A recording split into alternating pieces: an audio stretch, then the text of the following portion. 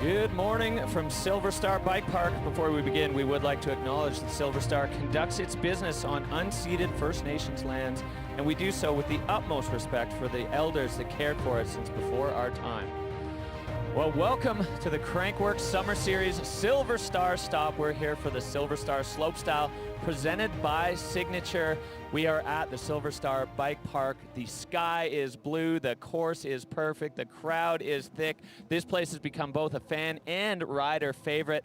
My name is Derek Foose. I'm here with Nick Reamer, aka Steep, and we are in for quite a show today, Nick. Yeah, like you said, Derek, there's not even a single cloud in the sky behind us. It's a beautiful day for finals here at Crankworx Summer Series out here at SilverStar. Brett Reeder has put on some improvements to the course that we've seen from last year. So looking at what we saw from qualifications, we can expect some big things to happen down here on finals today. Yeah, a huge day yesterday of qualifying. A ton of athletes vying for those valuable spots in finals. They want to put points on the board and get the street cred. You know, slopestyle is a game of style, and everybody wants to be standing on the podium at that Summer Series event at the end of the day. So we're going to dive in a little bit to what happened yesterday in the women's slopestyle qualifying, Nick. Yeah, like we were talking about yesterday, the progression amongst the men have been incredible, but when it comes to the women's, they've been putting it all down on the line. You can see you got Johanna Nussbaumer qualifying third place yesterday, coming in with that big bar spin into that whale tail. That is not a small feature. Super confident, catches the bars, tweaks the bike out, hitting the surgeon's table, no problem. That is a 12-foot gap right there, Derek. That is a big gap to be taking a bike down.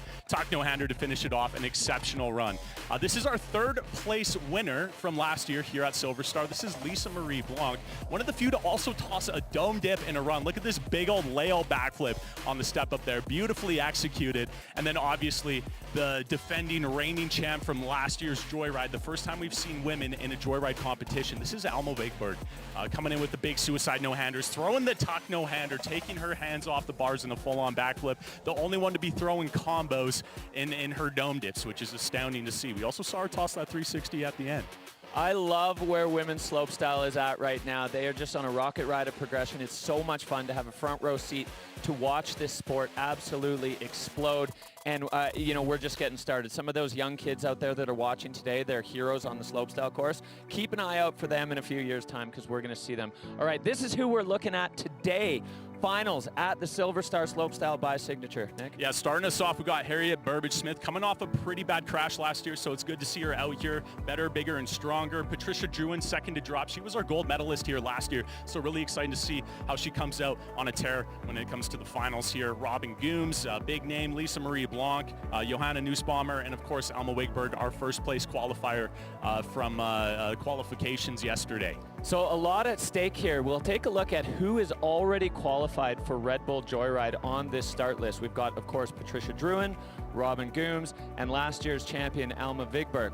But the winner today, or the highest placed athlete that's not already pre-qualified for Red Bull Joyride, is going to earn themselves a wild card into the big show coming up in 10 days' time. So there's a lot at stake. We've got some serious jeopardy on the course today, and the athletes are vying for that spot as a position in that event in Red Bull Joyride is a springboard to the big time in slopestyle.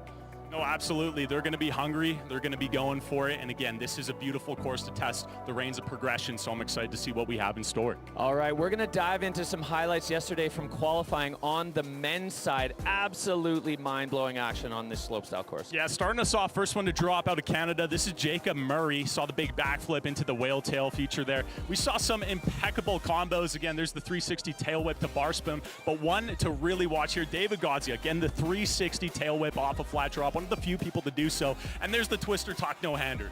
3 full rotations on an forward off-axis rotation, taking the hands off as well. And if that wasn't enough, he tossed the tail whip in a cash roll. That combo is ridiculous. Yeah, yesterday was exciting, and yesterday was just qualifying. It feels like every generation there's somebody who just takes the reins and runs. Right now, that man is David Godziak, coming off the win in Red Bull Joyride last year. From what we saw yesterday, I can't wait to see what's in store from Godziak today.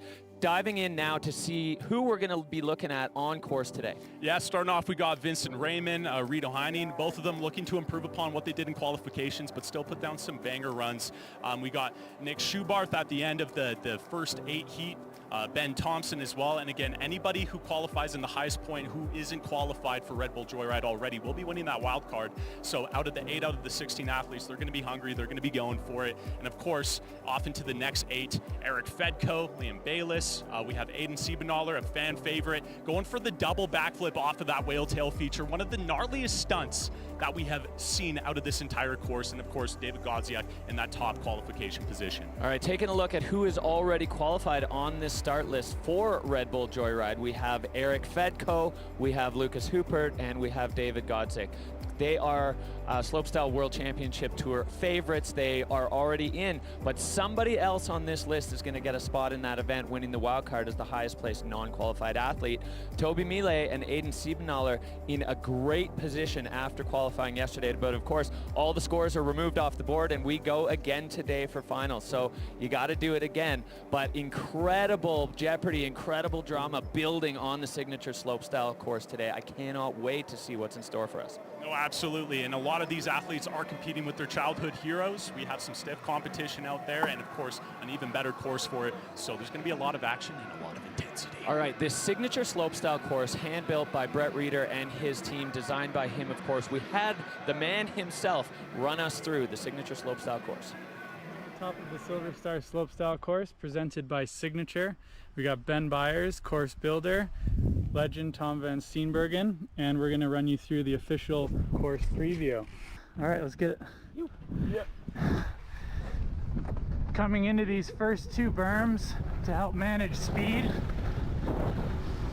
And into this first jump, it's a pretty big booty jump. We've mellowed the lip out of the whale tail into a taller landing, which gives us more speed into this first trick jump. It's always the first good spot to set your run. Coming down into this next drop, we've raised this 2 feet off the ground, which gives us more speed into the second big jump on course. Around this 110-degree berm, up onto the surgeon's table, and into the biggest drop on course. See riders doing the biggest tricks. And then finally into the very last feature, big step up, down into the finish corral. And there we go. Yeah, boys! And there you have it. Your 2025 SilverStar Slopestyle, presented by Signature course preview.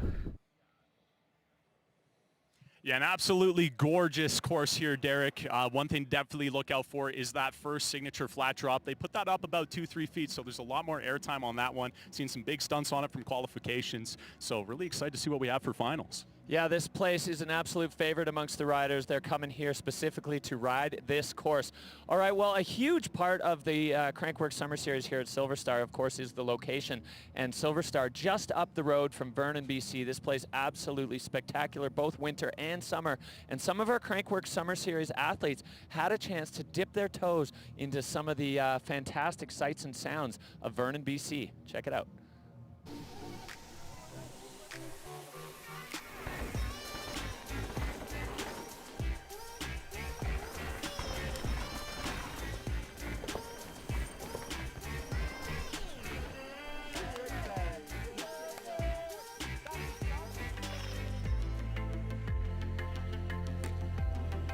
Unreal experience out here at Predator Ridge so far. Just amazing courses, and yeah, it's unreal. It was a really nice afternoon, and we had delicious food after.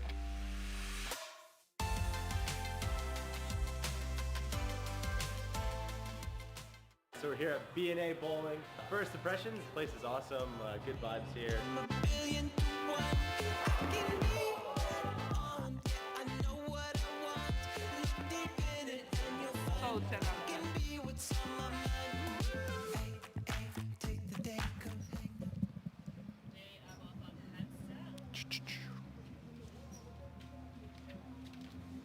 Let me know when you guys are ready. Stand by.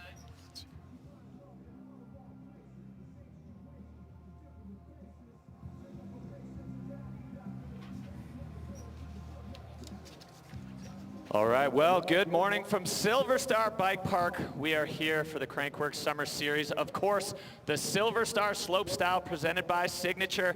We've got a thick crowd and we've got a thick roster of athletes ready to throw down on this absolutely spectacular course. Derek Foose coming at you here live with Nick Reamer. Nick, we are in for a show today. I cannot wait to see these riders drop in on course today. Yeah, again, just talking about what we saw at qualifications, it was astounding. My hippocampus was absolutely overthrown with what we saw. The memory box can't even contain the level of intensity from some of these athletes. More than a basket of double backflips, that one money booter right after that flat drop there, Derek. We were seeing double after double after double, and it's just coming out to be a formality for some of these riders. Really excited to what we have to see. Starting off at the top, we have our first women athlete ready to drop. That's going to be Harriet Burbage-Smith. Oh yeah, Haz is ready to go. She's making the comeback, coming back from injury. She's got her body right, she's got her head right. She is on point. Cannot wait to see Haz back on track. She was riding yesterday and looking as stylish as ever as Harriet Burbage-Smith rolling out of the gate, and we are on course here with the SilverStar Slopestyle presented by Signature. Yeah, what a beautiful day for competition too. You can see the sun beaming down, coming off into that first big booter, off into the whale tail feature. Huge toboggan on the exit. You can see her holding onto that saddle for more than a few seconds, showing that she's super cozy and comfortable on her bike. Nice little seat grab there, stopping the rotation entirely. I always see those ones, and I can imagine my palm would be kind of hurt, you know. I'd get burnt. Coming off of that big flat drop there, tweaking the handlebars again, showing a really smooth run here to start things off, getting her bearings around here. Tons of amplitude on that money booter, off into that surgeon's table now.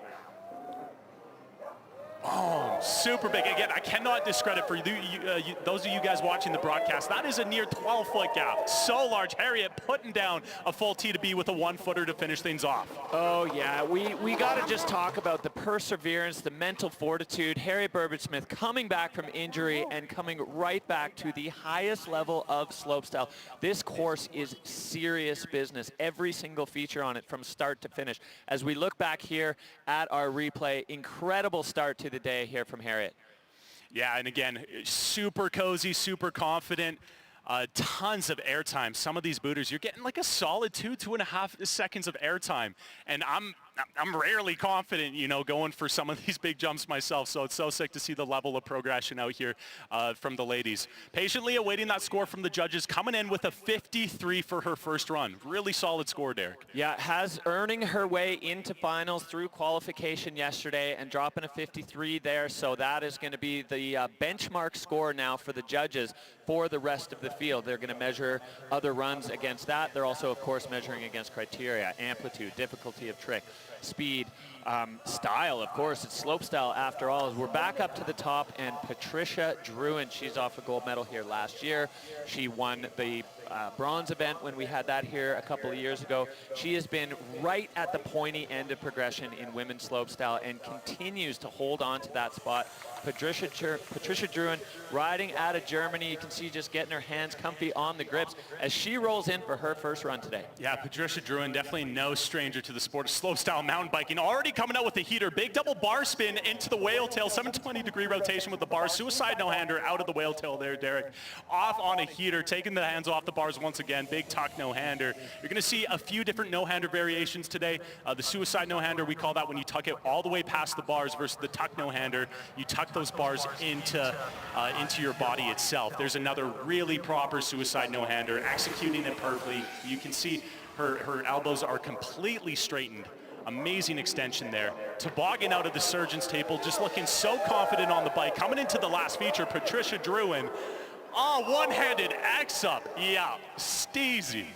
I love watching Patricia ride. She's got so much style, and the technicality of those tricks. She's throwing the bars, like you said, hands off in multiple ways. I can't wait to look at the replay. Maybe, Nick, you can dive into the differences between the suicide no-hander and the tuck no-hander as we take a look back at Patricia's run. Yeah, again, and there's that double bar spin. It's more than enough just to do the one, but she says, no, we're going to go for two, especially on one of the most difficult features to link up. That whale tail feature, you got to land so perfect on that landing. That landing pad is not long. on. So if you're a little bit deep, you lose speed. If you're a little bit too high up, you're also going to lose some speed by casing that rear end. Got the bar spin up onto that surgeon's table, tricking every feature, and the judges are going to love that. They're going to appreciate it, and they're definitely going to reward it in her score. Yeah, and Patricia had a little bit of trouble on this last feature yesterday with a bit of a case, but the one-handed X-up, no problem with the speed, clearing into the landing. So clean run for Patricia Druin, and 86.17. A huge score here for Patricia Druin as she rockets herself into the hot seat. That is a massive run for the current, well, reigning SilverStar Slopestyle champion. We're going to see what the rest of the field has to answer that. Morgan Antone, the Kiwi rider, big smile on her face as she's going to be easy to see all the way down the course. She's got that Dayglow jersey on, ready to go. And I like watching Morgan ride. Yesterday, she was riding with a big smile the whole time. You know, the riders, when they get to ride a course of this magnitude, they love it. This is what they live for. So Morgan on course now. Yeah, coming again into that first big booter. As Brett was talking about, he pulled it back just slightly to give the athletes a bit more airtime on that feature. You can see Morgan getting that really nice toboggan, taking one of her hands off, and then just reefing on the saddle of that bike. Full on nothing. It isn't nothing because it was a nothing trick. It's because there was literally not a single limb attached to that bike of hers. Beautifully executed as well. Coming into the signature flat drop, eyeing up some good speed, landing really nice and high to get a ton of speed for this next big booter. Little bit of a bobble on that one, but recovered perfectly off into the surgeon's table. Nice toboggan up to it, trying to trick every feature here, getting a bunch of speed for this last leg booter. Morgan, top to bottom. Oh, and there's the cliffhanger. Again, one of the only athletes chucking that in a slopestyle contest to have the audacity to take your entirety off your bike and just have your little toesies, your little pinky toes hanging onto the handlebars of your steed, Derek. So difficult to land. Bringing that straight from freestyle motocross to the mountain bike slopestyle world. I absolutely love that trick. It's so gnarly to do that, to be holding on by nothing. Looking at the replay, solid run here from Morgan. Oh, look at that. And she was pulling that out as well in her qualification run, which is crazy. Obviously, you need to put in a good amount of effort, some high degree stunts in your qualification run to make sure you make it to the finals. But you're going to see a lot of these athletes were actually holding back on what they did yesterday so they could come in with the bigger stunts, the higher risk stunts to get that higher score for finals. All right, score drop in for Morgan Antone, 63.33. So Morgan will be sliding into second place behind Patricia Druin.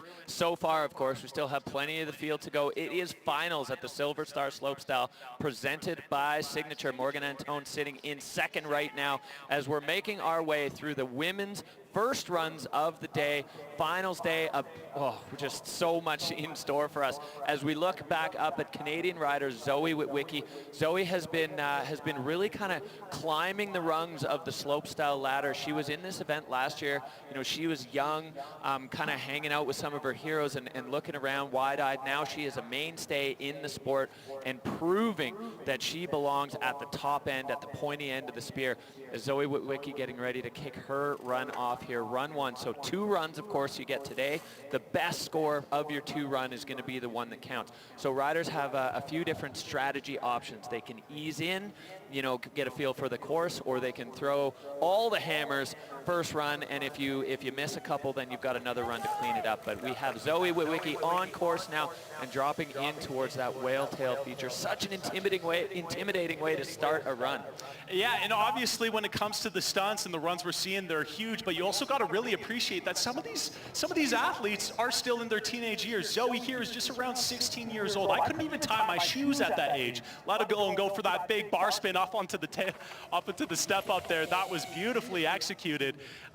So it's astounding to see what raw level of talent we have at such a young age. And a lot of these athletes have a huge career ahead of them, so it's so fun to watch them progress as they progress along their own journey with slopestyle mountain biking. Big air on that money booter, coming into the surgeon's table, looking really solid throughout this entire line. Got the T-bog up there, trying to get to trick every feature to get as much points as she possibly can on this first run of her finals. Tuck no-hander, top to bottom from Zoe Witwicky. That was a banger. That was a wicked run. Yeah, and we can't understate just the opportunity to ride a course like this. A lot of these riders in their home areas, they're riding the best dirt jumps they maybe have around, but a full slope course is hard to come by. So the opportunity to put some time on task, some mileage on a course like this is huge for these athletes. We're going to take a look back, Nick, at Zoe's run. Going for the tuck there, not quite getting the hands off the bars. Yeah, still managed to get a little bit of contact on that front tire though. So again, getting a little bit of a stunt into that whale tail, which is great to see. Cannot discredit the amount of risk tricking that feature in. So difficult to do. And you can see finishing off with that beautifully extended tuck no-hander. She's taking those bars, tucking them into her body, and trusting herself to fully extend those elbows without popping a shoulder or elbow out and bringing it back. You know, absolutely astounding. Full eagle wing extension. Score coming in for Zoe, and it's a 69.67 for Zoe Witwicky, so she slides into second place, a bit of a revolving door. One of the things I think we have to mention about Patricia's run, and you've said it in a couple of the other runs, a trick on every single feature. The judges love that. That's where the points just pile up, right? As soon as you're tricking every feature, you're adding points to your score line, and that's where that 86.17 for Patricia came from. We're back up to the top. Robin Gooms. Robin, the first ever winner of Rampage, Red Bull Rampage, of course, the Rumble in the Desert, and she is the champion of that, but also extremely handy on a slopestyle course as Robin gets set to drop in for her first run. And also really interesting to focus on the type of bike that she's riding. You're going to see it's a little bit bigger than some of the bikes that the other athletes are riding. This is called kind of like a slope enduro bike. It's kind of similar to a bike, you know, you would take up the trails as well, but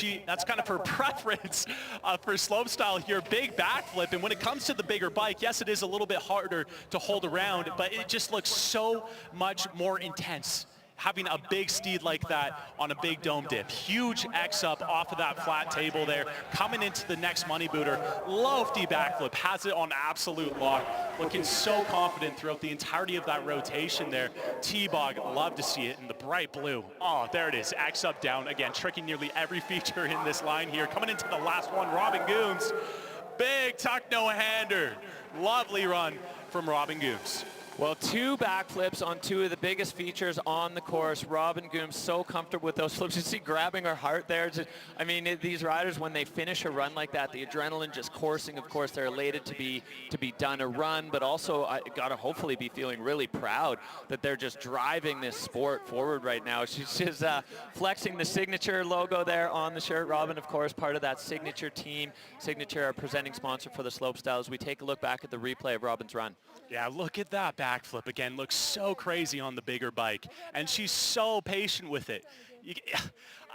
How? You know, it's unbelievable the amount of patience we're seeing on some of these big boots. You're getting a lot of airtime. You're upside down for 2-3 seconds, tweaking the bars on that toboggan as well, adding a little bit of style, a little bit of class to help get some extra points. Again, we're going to be seeing a lot of the same tricks and a lot of these athletes, but they're also going to throw their own unique sense of sauce on it, a little paprika on the top to make it unique to them. Oh yeah, keeping the style in slopestyle. Style is everything, and Robin's run absolutely oozing with it. So she's patiently waiting for her score to drop, catching up with her good friend, riding buddy, travel companion there, Harry Burbage-Smith. These two hang together. 79.67. So a big score drop in for Robin Gooms as she slots in just behind Patricia Druin. So the revolving door of the silver medal podium spot just continues to roll on. Robin Gooms into second now as we are moving through this Crankworx Summer Series slopestyle presented by Signature. And this field is so stacked with talent. This next young lady, Lisa Marie Blanc, riding out of France, had a huge day yesterday. She's got a medal from here last year. The trophy case really starting to fill up for Lisa Marie.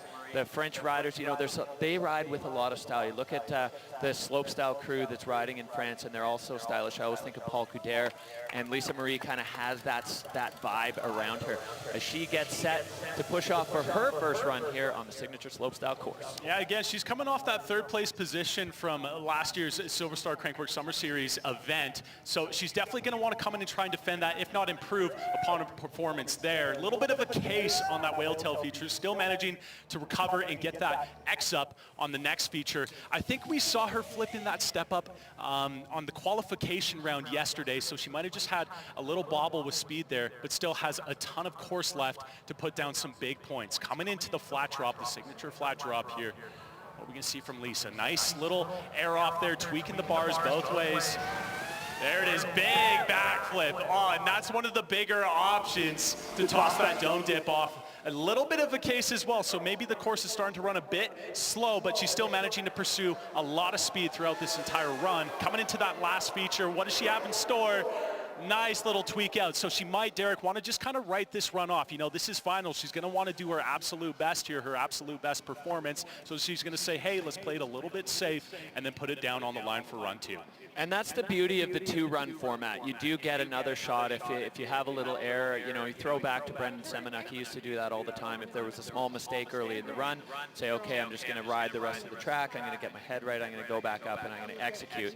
And Lisa Marie definitely a little bit of a bubble up top, and so she's got some time to think about it. But she is going to get another chance as we look back at the replay here, just motoring off that signature drop, falling out of the sky into that landing. These features are so big. Yeah, and even on a quote-unquote safety run, like again, these features are so large. The people have the luxury of watching this in the crowd there. There's that huge backflip. Again, slight case on it, but the people who have the luxury of seeing it in the crowd here are just astonished by the amplitude. Coming in with the first score, 58.61 from run 1. Again, it's a really good starting score, but we know she's capable of a lot more, which we'll see on run 2. Yeah, Lisa Marie going to get a chance to reset, go back up, and do it all again. These riders, you know, the mental fortitude required to do this job, to first of all, to ride the course at all, then to add all the tricks, and then to do it twice, and to recover if you feel like you need to. There's just so much that goes into it. All right, we're rolling on. Yesterday's second place qualifier.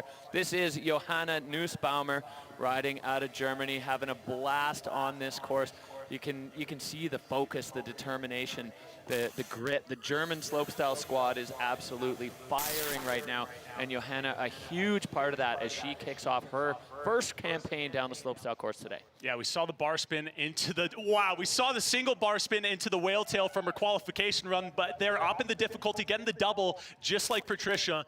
Beautifully executed 360 onto the step up. To the average viewer, it might not look as big as a backflip, but tossing a 3 on a bike is so much more difficult because you're not going with the whip at the jump. You're not going with the lip. You got to toss it in what seems like the most ironic movement to make that trick happen. Huge suicide no-hander to a bar spin. She held this suicide no-hander for an eternity and still had the audacity to get the bars around. Bar spin up into the surgeon's table.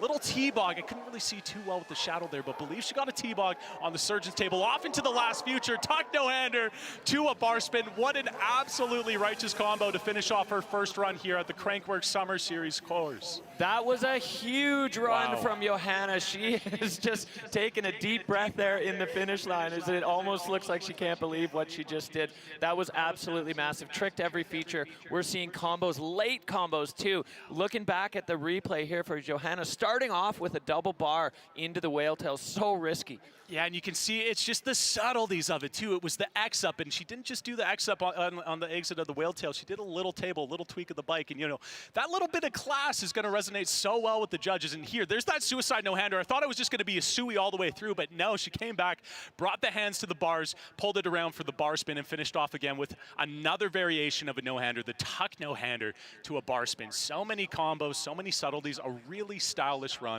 from Johanna. Well, this sport is just exploding. It's happening right in front of our eyes, and these women are leading the charge. It's so exciting to watch this happen. Give them a chance on a course like this. A 91 for Johanna Nussbaumer. That is huge, and she is pumped with it. You see her put her hands together in gratitude for the crowd, for the judges, and save a little bit for yourself there, Johanna, because that was incredible. So we have a new leader sitting in the hot seat. Johanna Nussbaumer sitting on 91 points. Patricia Druin in second with 86.17, and Robin Gooms with 79.67. But we're not done.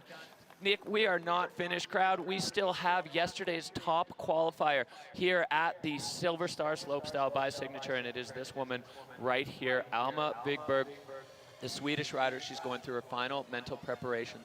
She has a deep bag of tricks, and we are ready for her to unleash them on this Signature Slopestyle course as Alma pushes out of the gate, the last rider, so she was first place qualifier yesterday, on course now, heading into the whale tail. Yeah, and again, one of the few athletes that we've seen throwing some combos and backflips. Again, just a testament to how confident she is biking upside down. We saw the backflip into the whale tail, the suicide no-hander out. First one to flip into that feature so far. There it is, the backflip tuck no-hander. Having to take your hands off mid-rotation while you're completely upside down, somehow manage to find your brake, find your handlebars, and come around. Unbelievable. There we go, T-Bog off of the flat drop. One of the few also trying to throw a little bit of a stunt there on that signature flat drop. Another combo, getting the backflip bar spin. We've seen her throw those on some of her World Tour debuts, so it's really sick to see her coming out here. I believe that was an opposite bar spin. Couldn't necessarily see too well from my angle, but a bar spin nonetheless. Getting a no-hander off the surgeon's table, off into the last feature. Going for the truck driver. Managed to pull it around. The bar spin wasn't super quick, but the recovery was absolutely beautiful. What a run from Alma. Look at the reaction from Robin Gooms in the finish line. Our jaws are on the floor. Alma Vigberg just rose to the occasion. Huge. That was a massive run. The combos, the amplitude of the tricks, flipping into the wheel, every part of that run just had us nearly speechless. It wouldn't be a good idea if we were speechless out here on the course, because then nobody knows what's going on. But that was incredible from the Swedish rider. She is absolutely pumped. All the friends are pumped for her. I love this aspect of the sport as we go back and look at this replay. Yeah, and it's not even just the fact of, the intensity of the stunts she's throwing. It's just the level of confidence and the style she throws on it. Look at this backflip bar spin. That's a huge trick. That is a ridiculously massive trick, and yet she's able to pull it around with utter ease.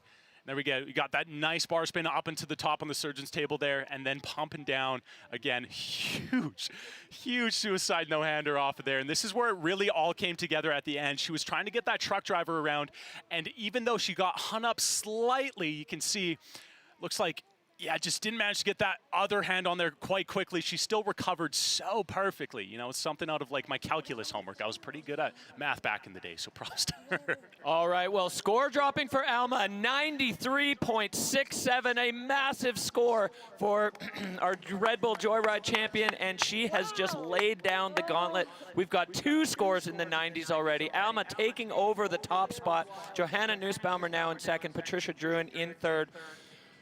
Oh, that was just the first run. We are seeing progression live right in front of us. This is incredible. The riding, the suicide no-hander off the flat drop. When you hit a jump and do that, at least the bike is pushing up into you, and to get the pinch on it is, I'm not gonna say easy, but maybe a little easier than just going off a drop and the front wheel wants to plummet. You've got to be so precise with it and so brave and bold to even attempt that.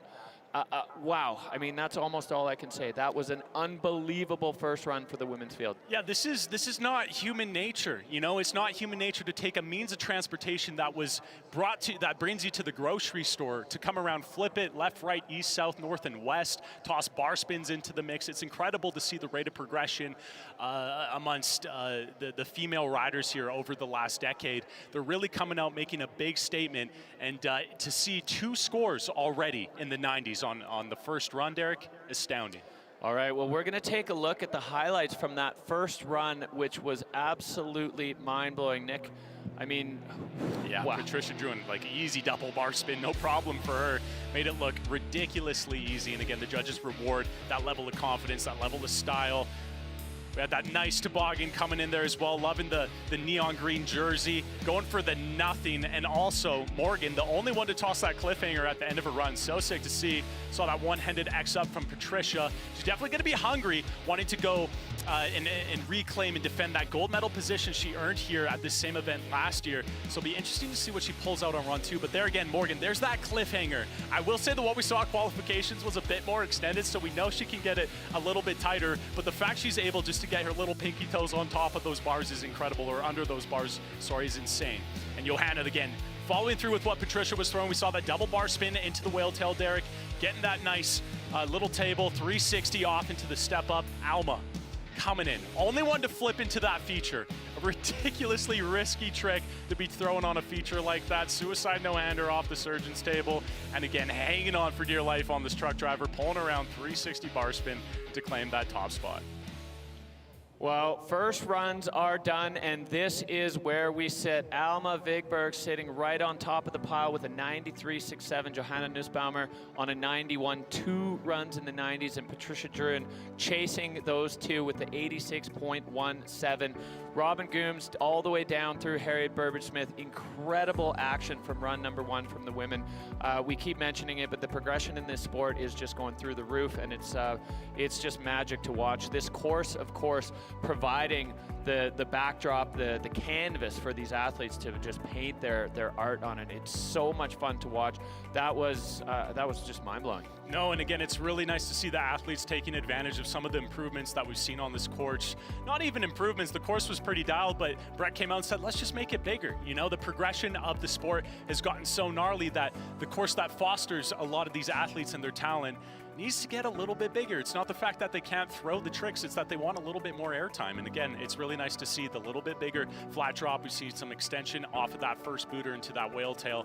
And as we make our way off into the men's, it's gonna be really exciting to see how some of those qualified athletes take advantage of that course. Again, the qualification round from the men's, we saw some huge stunts. Again, I was getting dizzy from just seeing the amount of double backflips that we've seen.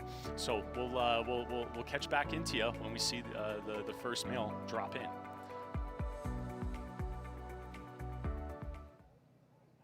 Somewhere off the path less wandered, this place has everything a true tourist trap needs. Long lines, influencers, crowded restaurants, theme parks, way too many selfies. So whether you follow an Instagram post or connect to your curiosity, there's a trail for you here. Follow your own path to Vernon, British Columbia.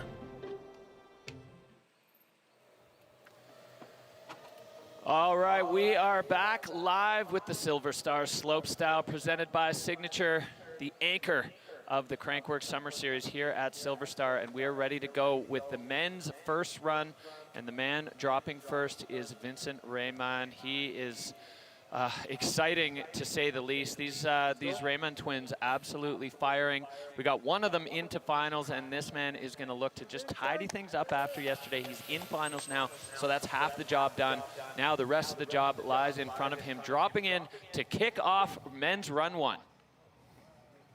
Yeah, Vincent off into that whale tail, starting off strong with a backflip triple tail whip. A huge statement piece into the entry of that wooden feature. Truck driver out, coming into the step up now, 360 down whip. Unfortunately, not able to catch his pedals there, but still bailing out. And that's a shame. You know, coming into your first run, bobbles do happen, but again, like we mentioned, the beauty of the sport, you do get a second run to improve upon what you were trying to build in your first. But so far, the first entry feature, backflip triple bar spin. I can't even put into words how difficult that is to find your bearings, to have that sort of coordination.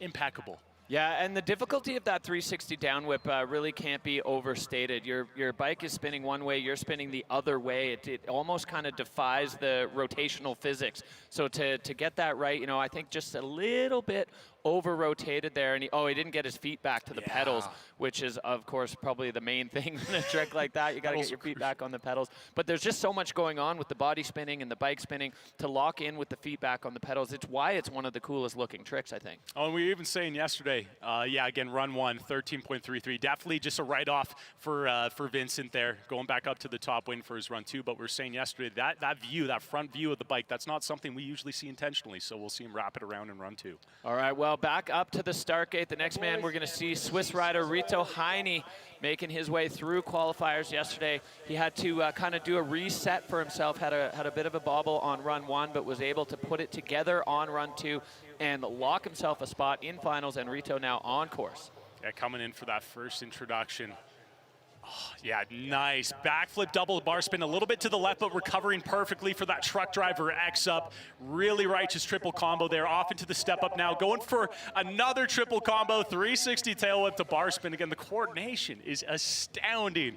And nice thing about this course as well, the athletes, before that signature flat drop, you can come together, collect some of your bearings before you continue the rest of your run here, kind of the second half of the run. Going for that truck driver off the flat drop there. Double backflip, the first intro of the double backflips today. We're going to be seeing a lot of those. And again, do not discredit. You might get a little bit complacent to what you're seeing here, just with the level of intensity and riding that we've seen so far. But it is so difficult to pull your bike around twice around your head. Coming into the last feature, going for the backflip bar spin to tail whip. Rito's on one. Oh yeah, and he is pleased with that. The man is smiling in the finish line, hands on head, stoked to finish a run top to bottom on this extremely technical course, and with such a technical degree of difficulty in all of those tricks. Rito lighting it up here as we look back. Yeah, and I look at this second bar spin just a little bit slower. I doubt it was intentional, but I almost wish it was, because it just looks a little bit more style, a little bit more steezy when you chuck it around slower than that first one. And then you can see here he went for that 360 tail whip, but adds in a full another bar spin. The fact these guys are able to whip those bars around so quick nowadays blows my mind. And there's the double backflip. Again, just laid out. So effortless, so perfect for him. Coming into the surgeon's drop, we saw that big 360 X up. And again, holding that X up, that 180-degree rotation of his bars for an eternity there, showing the confidence, showing the level of comfort, and there's the finishing trick. Wasn't enough for just a backflip bar, says, hey, let's throw a tail whip in there, because that's apparently easy. Yeah, incredible level of technicality there for the Swiss rider. Judges having their say now, locking in their scores against the criteria.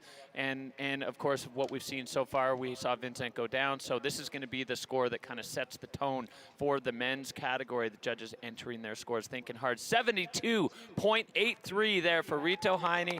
Thumbs up and a couple claps for him. Big smiles. These riders, it's great to see such an international field at a gold level FMBA slopestyle event. We love seeing everybody come here. It's an opportunity for some of the younger riders to get to go head-to-head against the biggest names in the sport. So exciting. We're back up to the top. Canadian rider Jaden Chipman, again, earning his way through qualifiers yesterday. These riders have been kind of working their way through the rankings to qualify into this level of event, and now Jaden is on course. He's looking, I mean, they're all looking for that wild card spot into Red Bull Joyride. The highest placed non-pre-qualified rider is going to get their spot. Jaden now on course. Oh, backflip bar spin to tuck no-hander. Triple truck driver out. And again, look at the tricks, but also look at his speed management. Again, you got to manage your speed so precisely to get into and out of that whale tail feature, especially with those big stunts. Coming in cash roll off of that step-up feature. First cashy we've seen so far. Tail whip down, really risky stunt to throw on a flat drop, so judges are going to like that one.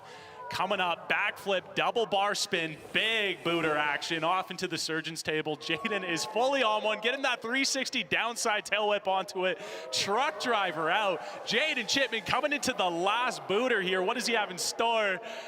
Triple tail whip, unbelievable. I don't even think we saw a triple in qualies yesterday. First triple the entire contest. What a T to be from Mr. Chipman. Jaden is fired up on that one. That was incredible. The triple tail whip to finish. You know, you've got a solid run in your pocket all the way through, and then you finish it with such a high-risk move. The judges are going to be loving what they're seeing. I know the crowd is loving what you're seeing. Don't forget to make some noise if you see something you love. This is such a great event right now. We've got the sun shining, riders popping off. This run, amazing.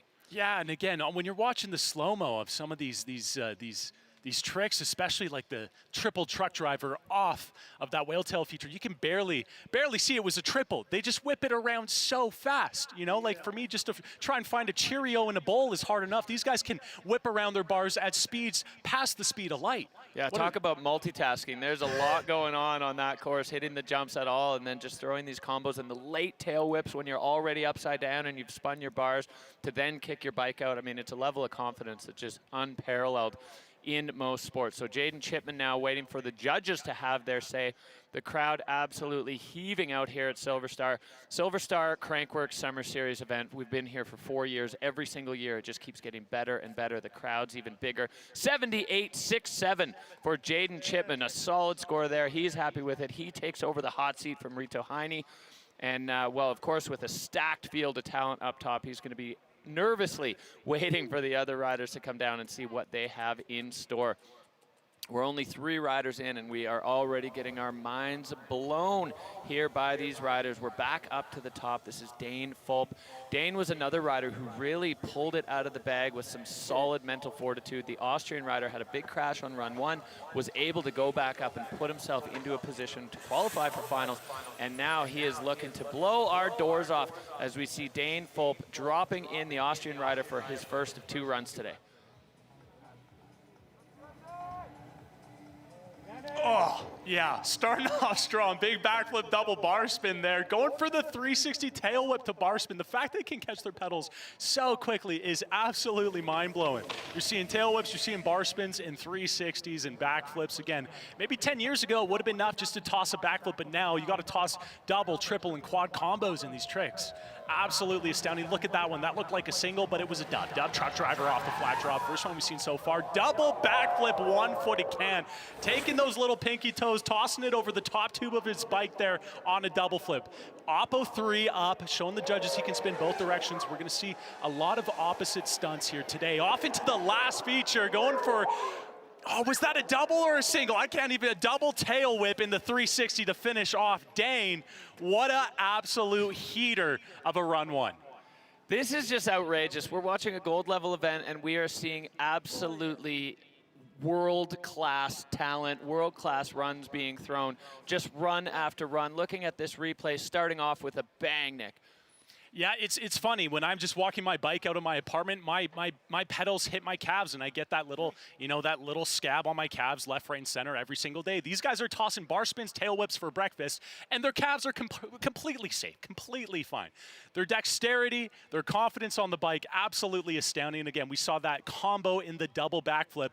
Dane was saying, hey, dub's not enough. I'm going to toss a one-footed can in it as well. And there's that close-up on the double tail whip on the 360. You can see he finished that double tail whip at 180, caught the tail, and then whipped around the last three to finish off that massive trick at the end of his run. Yeah, managing just to pull the 360 around to an angle where he's able to ride out of it. It's always such a gamble when you throw that extra tail whip. Are you going to get the bike back around to a level where it can go straight? All right, 82.67 for the Austrian Dane Fulp, and he takes over the hot seat. So riders are riding in reverse order of qualifying standings yesterday. So not surprising that we're going to see those scores just keep on creeping up and up and up from the level of talent that we are looking at. And we are back up to the top. American rider LJ Parra. LJ had a great second run yesterday. Another rider who had to kind of dig himself out of a tough first run, but his second run brought him into finals, and LJ Parra is now on course and looking to cement his status at this level of slopestyle. Yeah, LJ coming in with tons of speed into this first booter here, getting one bar spin around on the backflip, landing perfectly to continue with speed into the front flip there. One of the first fronties, if not, I think the first frontie of the whole contest we've seen so far from the men's. Really blind trick. All you can really see is blackness, and all you can really hear is the hub of your front tire. So the manage to pull that out of the whale tail is incredible. Coming in, single truck driver down, landing really nice. Lots of speed into this money booter. A little bit of cranks to get that double backflip around. Looking really poised and solid on the course here. Coming up into the surgeon's table. Beautiful execution on that one. Oh, yeah. Flat drop flips, no thanks. No thank you, off into the last one. Going for a big fronty. LJ putting down not necessarily the best that we've seen from him before, but trying to get a good score on the run so he can build upon that for run two, Derek. Yeah, banger run, and LJ one of two wild cards into the event, so he's at this level maybe for the first time and absolutely showing why that wild card was granted to LJ Parra. You can see he's kind of shaking his hands. He's like, yeah, it was pretty good, but I think I got a little more in the pocket. Again, the beauty of two runs, LJ's going to get to go back up and have another shot at it, give him another kick at the can. But so impressive. You get a wild card into the event, and now you're standing here with the biggest boys, biggest dogs in slopestyle and holding your own, hanging with everybody. It's such a great aspect to this sport that these riders can just come in and then show they belong. Yeah, and just again, friendly reminder, these are bicycles, and we're seeing big flips both ways, backies and fronties. We're seeing backflips off of flat drops. I don't know when bicycles were created, whoever the founding father of bicycles were, could ever imagine the level of stunts and trickery that we're seeing nowadays. Huge fronty at the end of his run to cap off that more so safety run for him. And again, we know he's capable of some big combos. Coming in 67 for run one. Looking forward to see what he builds upon for run two. Yeah, LJ sliding into fourth with that that run for the young American rider. Solid campaign there to get things kicked off. This is only one of two. Riders are going to re-rack after the first run in reverse order of the first run standings. And we go back now to the top, to the other event wildcard. Again, a huge move just to get into finals, to earn your way through qualifying into this. Damien Ander, he's been riding on a borrowed bike. He had a bit of a catastrophic mechanical, so riding on someone else's bike to do all this, absolutely incredible, showing no problem. You know, the psychological battle there, but he's got no issues with it. And Damien now dropping in for his first run here on the signature slopestyle course to get things going. I gotta say, the borrowed bike's working out. Pink with the pink shirt, come on. Classy. Judges are gonna like that. Front flip into the whale tail, going for the truck X up on the exit, coming off into the step up here. Beautifully executed cork 7, just slightly casing but holding on. Absolutely love the axis that he tosses his corks on. Again, a little bit of a signature, a little bit more flippy. Love to see it. One-handed X up in the 360 there, because apparently keeping both hands is too easy. X up in the double backflip, another one to toss a combo, and a dub backy here at SilverStar. Love to see it.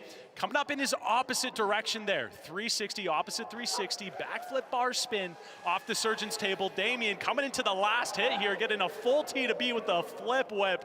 What a banger, dude. That was sick.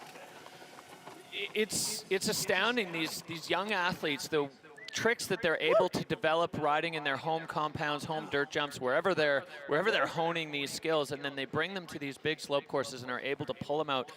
Looking back here at the replay of Damien's run, like you said, the angle that he throws the cork, the cork 7 on is just so beautiful to watch.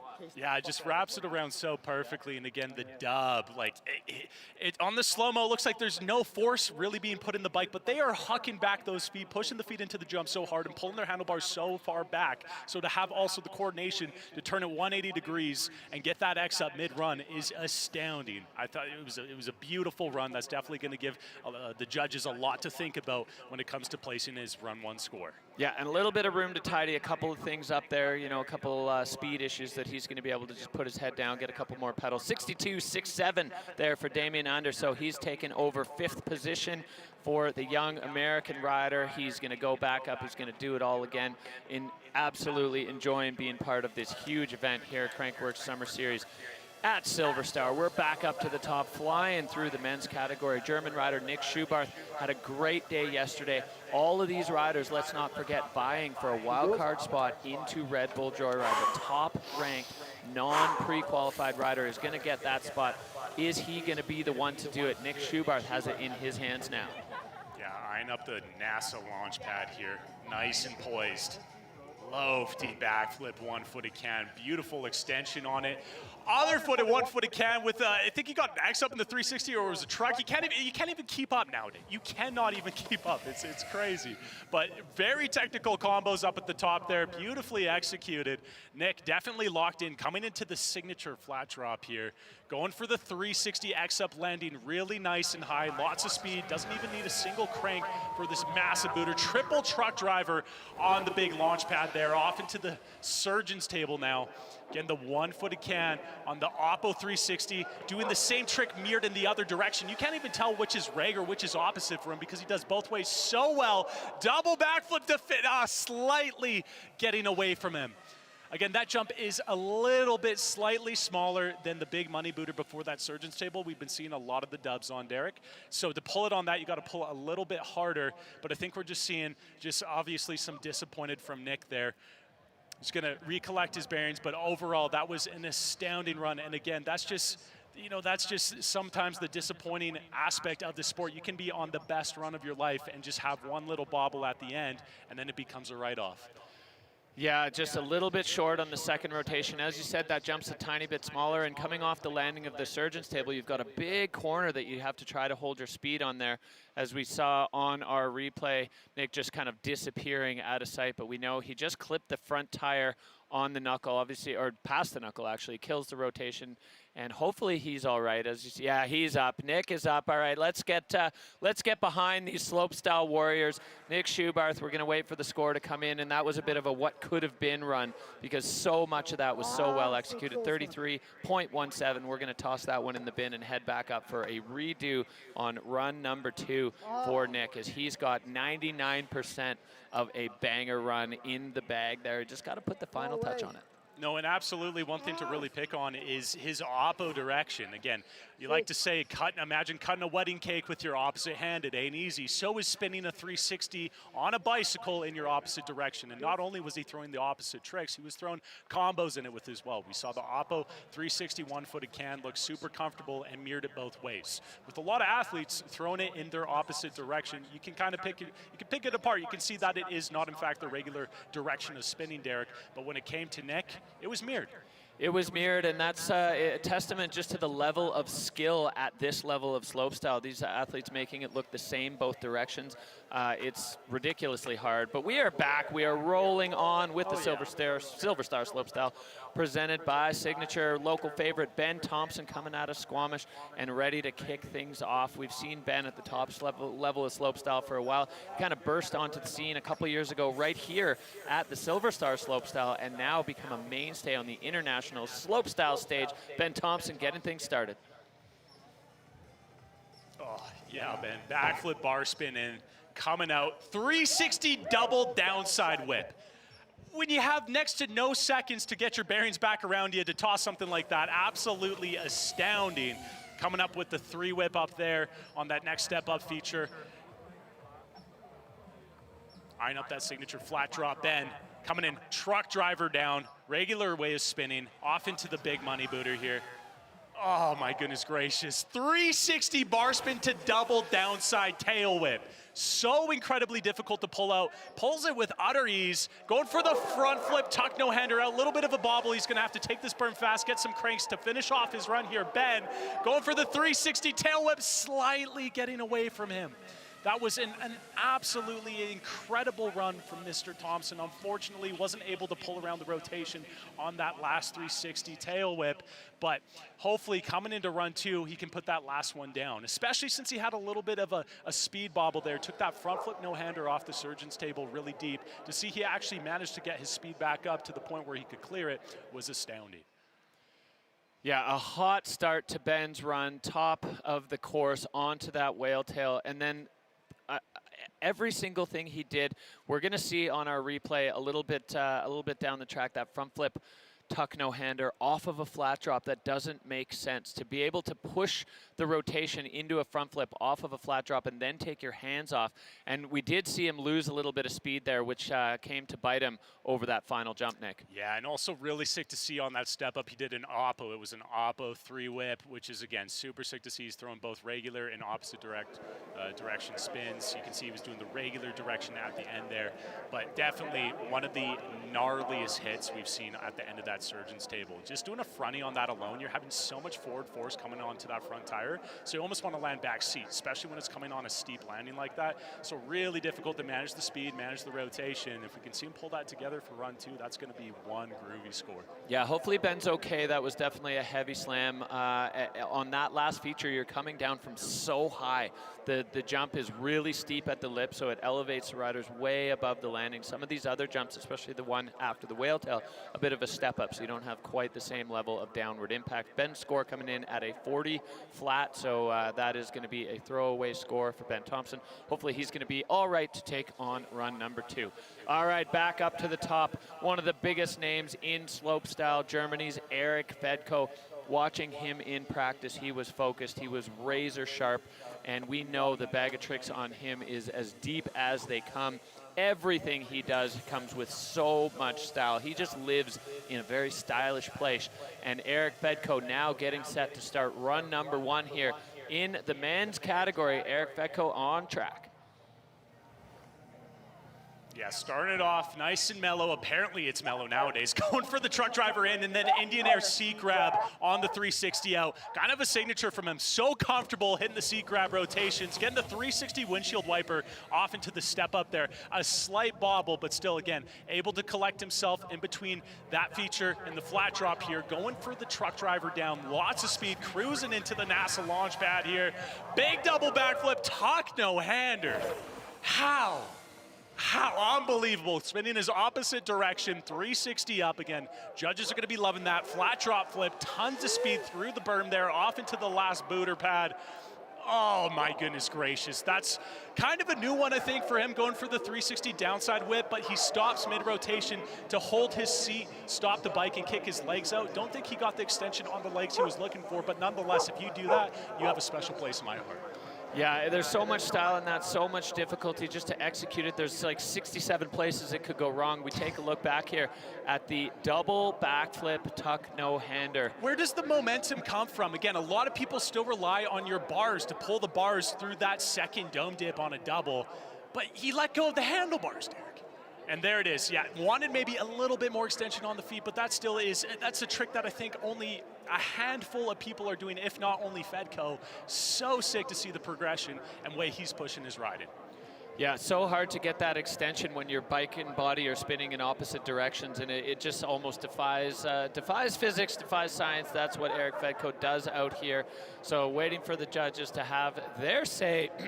One of the biggest names in slopestyle and one of the most exciting riders to watch always was just finding that extra little bit of amplitude off of every feature. He's got speed, he's got style, he's got it all. So Fedco now waiting for the score to come in, and I think he's got a little bit of room to tidy that one up. No, absolutely. We know what he's capable of, again, putting it all on the line here. And we saw that single bar spin backflip off into the whale tail. So again, there's definitely some areas where he might want to improve upon what he's seeing. But so far, coming in with an 80.67 on run one. That's a really solid score.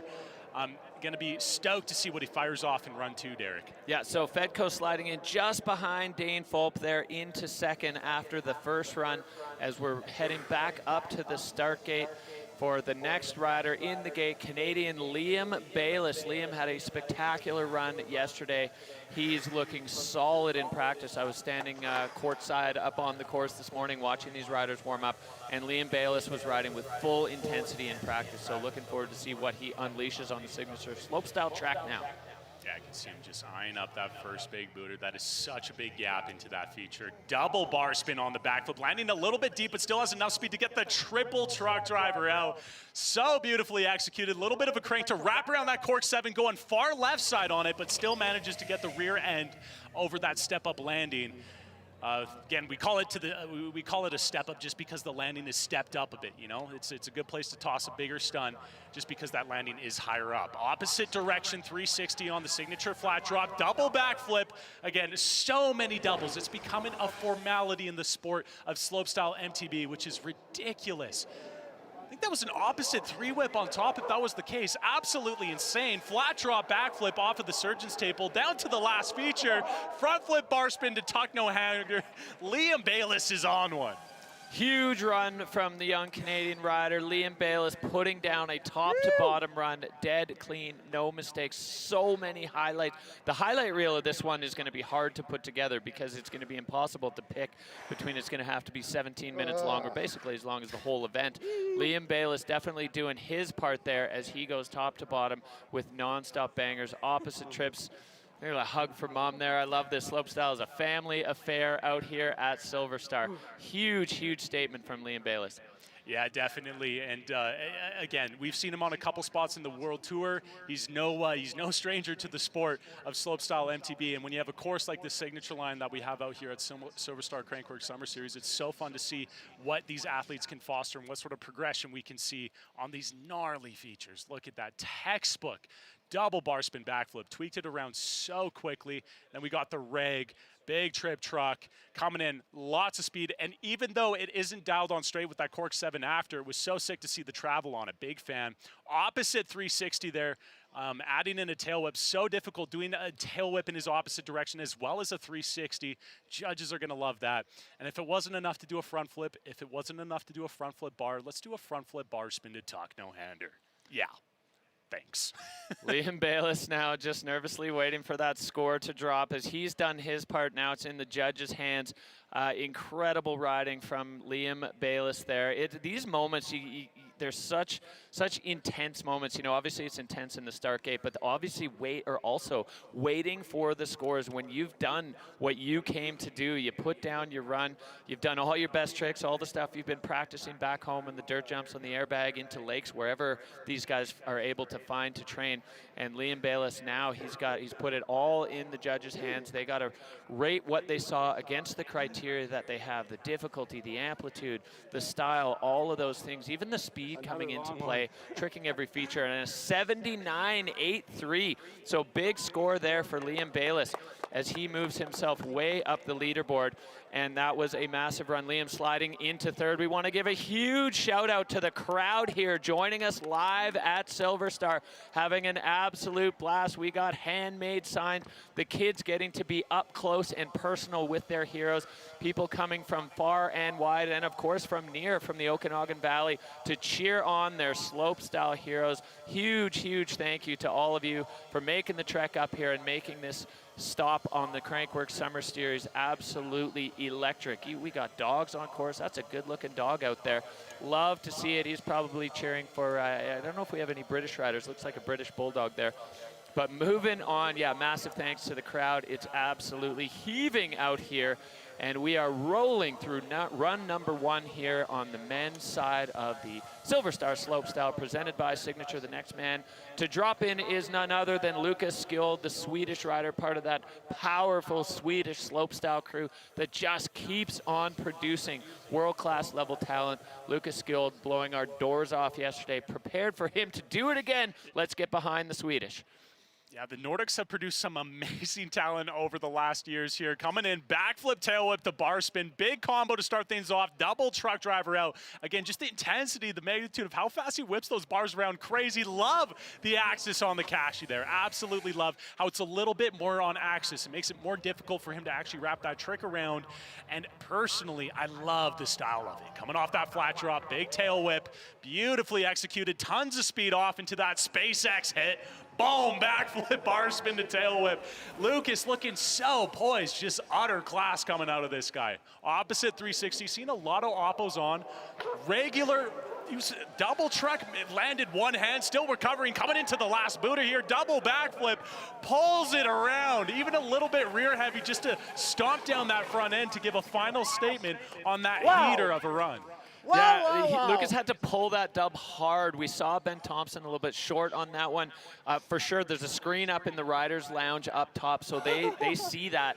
And knowing that he had to pull a little bit harder. Yesterday, we had a bit of moisture in the dirt from some overnight rain, so things might have been a touch slower today as we've got full, beautiful sunshine. But a huge run there from Lucas Skuld as he is absolutely fired up at the bottom. There was difficulty on every single feature there as we, we just take a moment to appreciate what these athletes are doing with this course. They just keep elevating it. Lucas Skuld absolutely fired up at the bottom, having a blast doing it.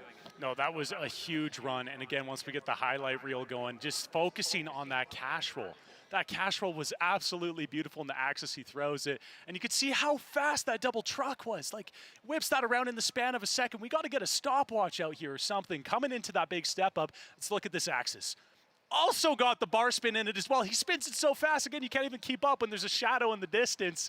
Oh, beautiful. And there we had the backflip, bar spin to tail whip. You can see he catches the pedals so high up, getting those combos done and dusted before halfway throughout the entire trick, running up that double backflip. That was a massive run from Lucas Skuld. There's a level of precision that the Swedes ride with. I remember we see it with Emil. We saw it back in the day with Martin Soderstrom.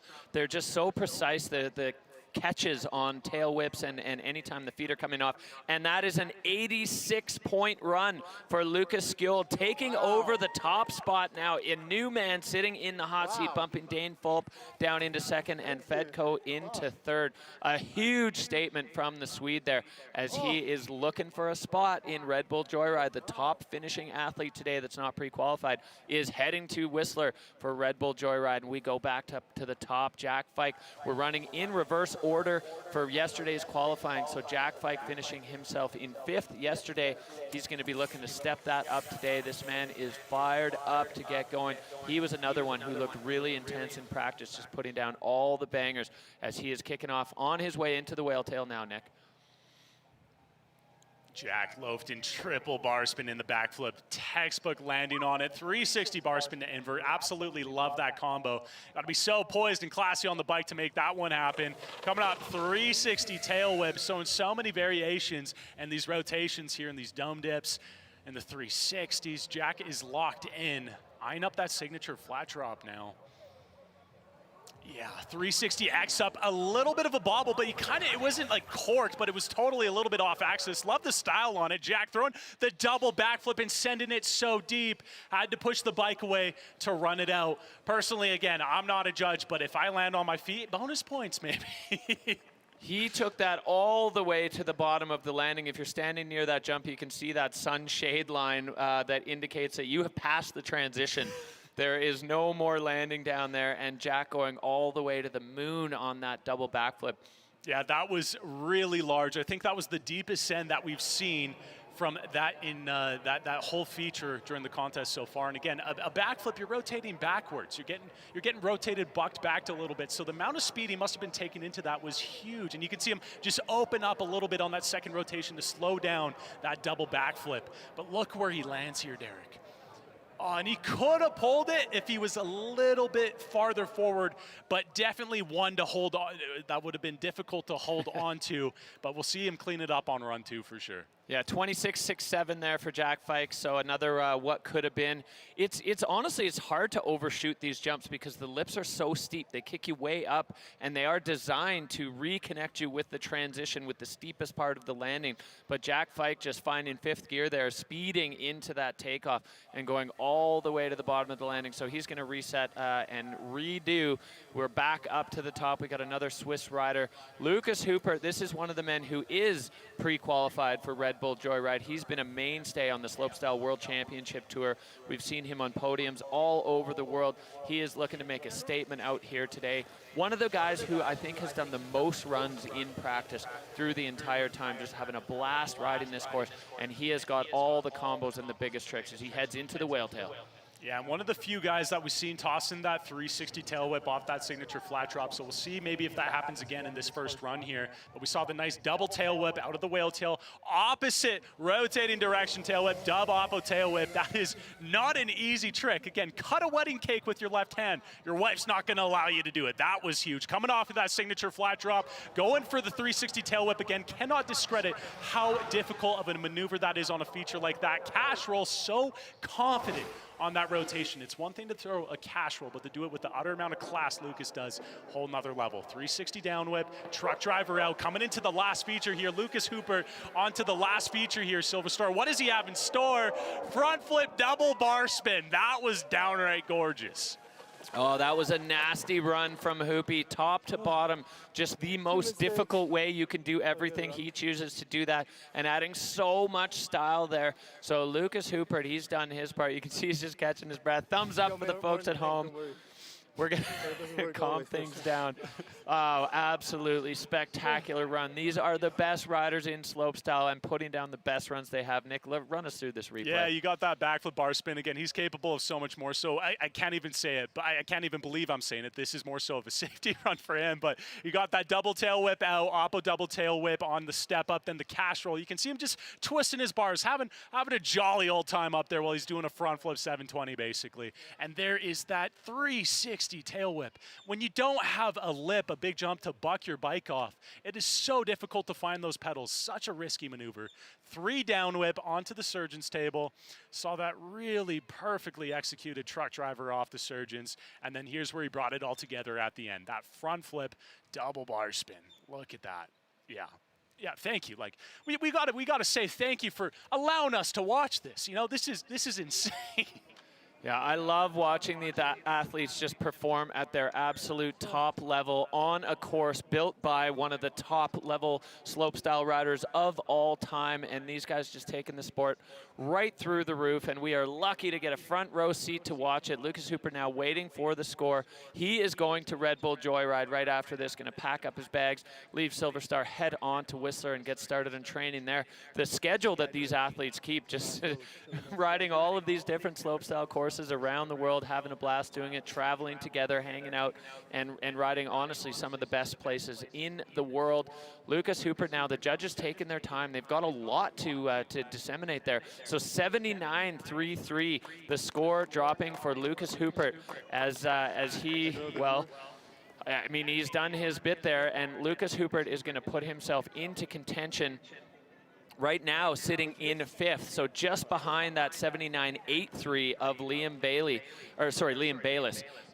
It's not going to be easy to land on the podium today with the runs that we're seeing here at the SilverStar Slopestyle. Back we go, another German rider, Toby Milai. This guy was a standout yesterday, 3rd place qualifier, blowing the doors off the track. The rest of the competition just looking on, kind of in awe at Toby. He's looking to earn himself a spot into Red Bull Joyride. There's so much at stake here. And of course, winning a gold medal here on the Brett Reeder designed signature slopestyle course means a ton to these athletes. Yeah, Toby really dialed in qualifications. Such a fun rider to watch. Big amplitude. Cork 7, come on. Cork 7 into the whale tail. 360 double tail whip out. First one to opt for the Cork 7 into that feature. It is a narrow landing, so to opt for something that can pull you either direction, especially the direction that you're spinning, is bonkers. Dude, that was gorgeous. Going for the 360 Indian Air seat grab, paying a little bit of homage to his fellow teammate, Eric Fedko. Truck driver down, little bit of a bobble. Gonna have to take a couple of cranks to clear this next booter. Still going for the double backflip, tuck no-hander. What a recovery by Toby Milai. Coming into that surgeon's table, big double tail whip, massive flat drop, bar spin backflip. He is on one, off into the last and final feature. Toby Milai coming in. Double 360 downside whip. That was stunning. Oh yeah, and he is feeling it. Toby into the finish, and the emotions just come pouring out as he is so fired up on that run, just stoked beyond belief, every single piece. And like you said, Nick, he had a little bobble, but he was able to recover from it and right into another banger, holding on to the speed. He's a big guy, he carries a bit of momentum. Incredible moments here from SilverStar. But definitely focusing in on that Cork 7, that is such a risky trick, and also just to be so sorted and not dizzy after 2 full rotations to pop the 3 double tail whip is impeccable. And then we saw that textbook 360 Indian Air Superman seat grab, and it was crazy. Again, I can't imagine getting a little bobble in my run off of that flat drop and still having the audacity to not only toss a dub backflip, but toss a double backflip tuck no-hander. And forgive me, I called that a backflip bar spin. That was a backflip X off of the surgeon's table there, and this is where he pulled it all together at the end. Sorry, I miscalled 2 shots there. That was the 360 windshield wiper on the last feature. These guys are throwing these tricks so fast and in such an effortless manner that it doesn't even seem real. The score dropping for Toby, and it is a 90.50. So yeah. Toby Milai taking over the hot seat from Swedish rider Lucas Skjold. Toby, the first rider into the 90s that we've seen today. We got a big podium situation shake up there as Toby Milai now sitting in first, Lucas Skjold in second, and Dane Fulp in third. Incredible. These riders are going for a spot in Red Bull Joyride, that wild card to the highest non-qualified rider. And this is another man who certainly has the ability to do it, finishing second yesterday behind only David Godziak. Aiden Siebenaler, incredible riding yesterday. He's going to be looking to back it up again today as Aiden drops in, the man in black, ready to go here at the top of the course. Yeah, just enjoy. Just enjoy what you're about to see here. Look at that. Beautiful. Getting the backflip double bar spin on both of the features we saw on his qualification run. He actually managed to get, wow, look at that, 360 windshield wiper. He managed to get a double backflip on the exit out of the whale tail feature there. So it'll be interesting to see if he pulls that back for his next run. Coming into the flat drop, signature flat drop, getting the truck driver out, exiting nicely on rider's left there to get some good speed off of that berm for the big backflip double whip. So perfectly executed on that one. Off into the surgeon's table, whipping around the bike, another tail whip onto the entrance. It was an oppa whip up, rag whip down. Beautifully done. Off into the last and final feature for Aiden. Huge front flip, tuck no-hander. Slight little bobble on the top there, a little bit of a case, but again, he has another run, but that was still something beautiful and something to build upon. That was huge, yeah. Aiden, I think he threw the two fingers up, maybe an indication of run two. He's got a little more in store for us, but a great start for Aiden Siebenthaler as he kicks off run number one there with a handful of bangers.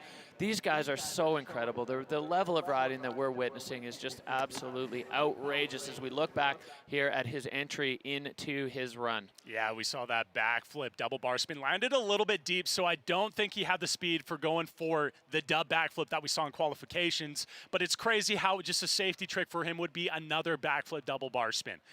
So we can definitely expect to see some really gnarly stuff from him in run two, but still the fact he managed to get that 360 windshield wiper down on the step up, getting both way tail whips into the entrance and out of that surgeon's table. It was a really composed and properly done run one. Yeah, that was solid. Aiden's happy. He's healthy at the bottom, so getting an opportunity to go do it again as we wait for the judges to drop their scores. We are just seeing progression at its absolute max limit. This very, very pointy end of the stick here, and of course we keep harping on it, but the big prize, the carrot at the end of the stick here, of course, is a spot in Red Bull Joyride for the highest placed non-qualified athlete right now. With still a couple riders to go, we've got Toby Milai sitting in that spot and sitting in the hot seat. 74.33 for Aiden Siebenthaler from run number one. So Aiden popping himself up into the top five there, Aiden. But I think for him, he's got a little bit more to offer, and he's going to go for a full redo as he goes back up and tries to lock in at least on what he did yesterday. Yeah, and up into the top here, we got, obviously, David Godziuk, one of the most incredible riders on the scene right now, most decorated athletes in the space. What this man is capable is beyond that of Einstein's brain itself. All right, well, Godziuk is dropping in, heading to the whale tail. He blew our minds with his run yesterday, and let's see what he's got in store for us today. Yeah, coming into that whale tail feature, starting off, huge double tail whip, Kashi out, textbook landing. Only athlete we've been seeing throwing that on that feature. Front flip onto the step up. Oh, that was so composed. That big cash roll out of the whale tail was gorgeous. Textbook landing on it. Signature flat drop, three whip, trying to mirror Lucas Hoopert on that one again. So difficult to pull that to pedals. And there it is, the textbook twister tuck no-hander. You need so much momentum to pull that stun around, so to take your hands off is absolutely outrageous. Again, the flat drop backflip, the bar spin, and onto the last feature. David Godziak coming out, cash roll, tail whip, what a heater. Oh, Derek, that was absolutely astounding. Again, to have the audacity to not only do two full rotations on a forward off-axis rotation and then toss a tail whip on it. And we even saw him skeet scat his handlebars at the end once he caught his pedals. Just a testament to how comfortable he is hitting that stun. Yeah, there we go. Entrance, the double tail whip. Again, your bike's doing a full 720-degree rotation. He's almost fully buttered 90 off of that lip, off the whale tail when he's going for that cash roll off. And there again, catching the pedals beautifully. So much airtime left when he finishes up that three whip. And there's still definitely a few points that if he wanted to, I don't think he will have to, but there's some points where he could definitely improve upon, you know, add a couple different combos, variations. We saw the single front flip off into the step up there. So maybe adding something into that feature set, but only time will tell. The cash roll with the tail whip is just, it's outrageous. It's so difficult to do one of those tricks, to combo them together. It almost doesn't make sense. Score dropping for Godziak at 92.83. So David Godziak, the last man on run one, taking over the hot seat from Toby Milai. Right now, Godziak, Toby, and Lucas Skjold is your 1, 2, 3 after run one. That was unbelievable. Mirroring his execution yesterday, doing it again today. Godziak just showing us why he is the man to beat at every level of slopestyle currently. International, here at SilverStar in the Summer Series, wherever you go, this man is just taking things to another level. Every single generation has one of these guys, and right now, David Godziak is the man to beat. So exciting. So that's going to do it for run number 1 on the men's side. We've wrapped up the ladies. We've seen already an incredible start. The crowd absolutely electric here at SilverStar, having a blast, ready to go. So we've got our highlights from run number 1 on the men. Nick, from top to bottom, it was just such an incredible start to this event. Yeah, I mean, if you're looking to write some sort of a PhD thesis, look no further. This is absolutely astounding. The amount of combos we saw in big 3 rotations, in big dome dips, it was crazy. It was downright outrageous. Coming in, yeah, big combos. We saw the backflip bar spin tail whips. Got some big opposite direction tricks as well. We're starting to see that become a little bit more of a formality in the sport of slopestyle. MTB, for the longest time, it was more than sufficient to toss a trick, a rotation in your regular direction of spinning. But now as athletes continue to progress, we're seeing those tricks mirrored in the opposite rotating direction. Nick Schubarth, one of the few people to make it look effortless both ways. Saw that big double backflip tuck no-hander from Fedco, properly executed. And again, all these boys, they're not only throwing these really difficult stunts, but they're doing with it utter class, you know, especially that cash. Look at that, so tasteful. And then coming in here, this was Lucas Hooper, big cashy again, so confident on it, can maybe throw a combo there if he wants to improve upon his score, take away that top position from David. It's gonna be interesting. Athletes are hungry, you know, they're looking for points. A lot of these guys are looking for that wild card into Joyride, so it'll be interesting to see what we have coming out in run 2, Derek. Yeah, I mean, there's definitely opportunities we've seen from a few athletes who can definitely tidy things up. We've also probably got a few athletes who watch what David did and were like, well, I don't have that, you know? I mean, that's one of the best guys, if not the best guy in slopestyle today.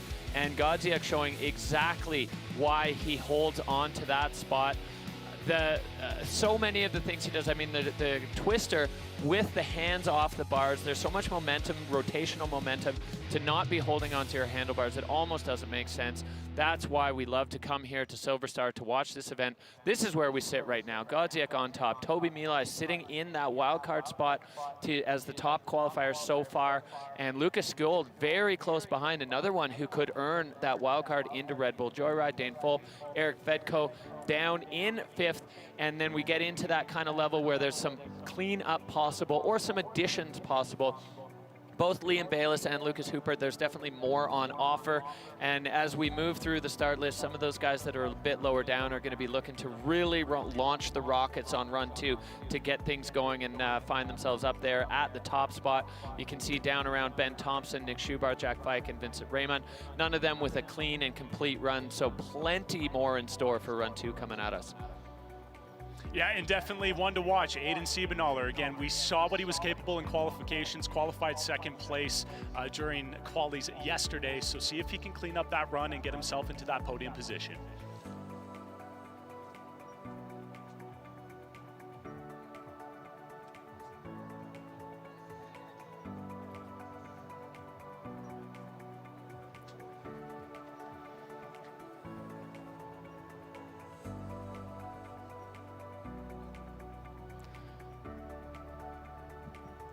All right, well, coming up next week in Whistler, the 20th anniversary of Crankworx Whistler, the anchor stop on the Crankworx World Tour.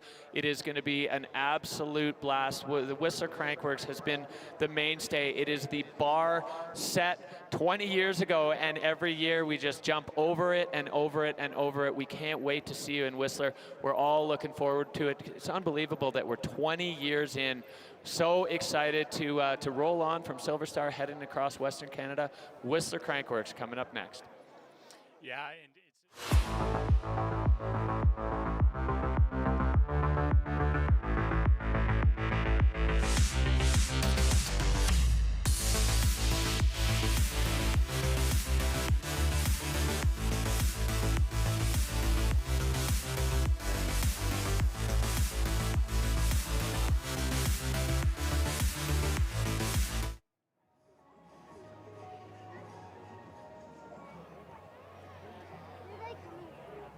All right, well, run 1 is done. Run 2 coming at you next. We've got the finals, second run for women's slopestyle here at the SilverStar Slopestyle, presented by Signature.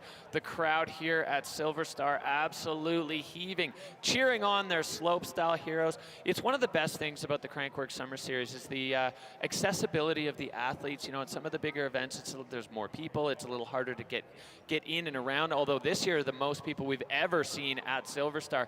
The crowd coming up from Vernon, coming from across the Okanagan, coming from overseas to check out the action here, and so far they are definitely getting their money's worth. No, absolutely, and especially as we wait on the second heat of the women's slopestyle finals here to drop. Let's take a minute to talk about what we saw there. I mean, we got Alma Wigberg comfortable in that first place position so far. See if she'll be able to defend that gold, you know, coming off of a big season last year. And the rate of progression amongst every single rider has been astounding to see, especially on this signature line course that we have at the Crankworx Summer Series SilverStar Slopestyle Finals. The drops are huge, the jumps are booty, the dirt is groovy. 2 scores in the 90s on the women's side, 1 in the high 80s. You know, we've been watching women's slopestyle here for a couple of years, and what we've seen is kind of one rider elevate the field or elevate above the field, and the other riders go, all right, that's what we've got to do. But now we're seeing the whole field elevate the sport all together, just lifting it up on their shoulders and taking it on. The responsibility of these riders as essentially the first generation of full-fledged, full-time slope riders on the women's side, and they are taking that responsibility seriously, as just owning it and taking it truly to a new level. I mean, multiple scores in the 90s, combo tricks, upside down combo tricks. There's so much going on in slopestyle right now, and this current generation is just blowing our minds. It's so exciting to watch. It's so much fun to see. And this course is serious business. So I'm just loving where we're at in slope right now. No, absolutely. And we're looking at Patricia Druin right now in that 3rd place position. Again, she's coming off a gold medal here during last year's Crankworx Summer Series slopestyle here at SilverStar. So she's going to have some churning bellies here. She's going to be hungry for that gold. So it'll be interesting to see what she builds upon. We know she's capable of an immensely deep trick bag, so really looking forward to watching her drop in. All right, well, we are rolling back up to the start and set to kick things off with the women's run number 2. We're not going to see Harriet Burbage-Smith taking the start, satisfied with what she put down on run 1. So we are looking at Lisa Marie Blanc with a 58.67 from her first run. She's going to be looking to step that up. We saw Lisa Marie absolutely firing yesterday in qualifying and looking for her second run. Love watching the French riders ride. Lisa Marie is kind of leading the charge on the women's side for the French crew and blowing the doors off yesterday. You know, she was in the top echelon last year. She was on the podium. We know she's got so much in her bag. She's got the nerves there up in the start gate. We're just ready to go. We want to make sure the judges are all ready, the crowd is ready, everybody's holding on and buckled up for Lisa Marie to kick things off here for women's run 2. Oh, and absolutely, as you said, Derek, that's always kind of the most intense moment for some of these athletes. They're just waiting to get after it, eat up the dirt. Having to be patient up at that top gate can also it takes a little toll on the heart here. But here she's off, ready to pump the adrenal glands, coming into that first big booter. Lisa Marie on course. Reefing up on the T-bog there, getting a nice X up on the exit out of that feature. Big speed into the step up. We've seen her flip it. She flips it again. Perfectly executed. No problems with speed there. Nice and deep on the landing. Eyeing up that signature flat drop now. Lisa Marie taking her time. When we're watching these athletes on practice, you don't need a ton of speed. You want to land high up so you have enough speed. You want to go Mach 5 into this next feature on course. Flips it as well. That was so floaty.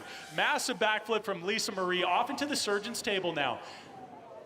Off of the flat drop, landing super high up, getting lots of speed into the berm, pumping that roller before this last feature, coming in, trying to go for the tuck no-hander. I think she was trying to get those hands off the bars, but unfortunately might have not got the pop she wanted, but we saw 2 ginormous backflips on that run there, Derek. Yeah, that was huge, and Lisa Marie happy with that. Thumbs up for the crowd at home. Everybody watching, I'm sure, gathered around the TV. It's a perfect time, actually, for watching slopestyle in France, late in the afternoon, early evening you can gather around at the pub and watch your friend Lisa Marie getting the X up there. This replay, Nick, every aspect of this run, just so much speed, so much style. Yeah, and look at how patient, again, you are on the takeoff when you're going for the backflip there. We've seen a lot of flips. You know, we're deep into run 2 now, so again, maybe the audience is starting to get a little complacent, but please do not. This is insane. This is an insane level of riding. You're looking at a good 20, 30-foot odd gap there to landing off of that backflip, and just to hang on that patiently is so incredible, looks so composed and super smooth through it all.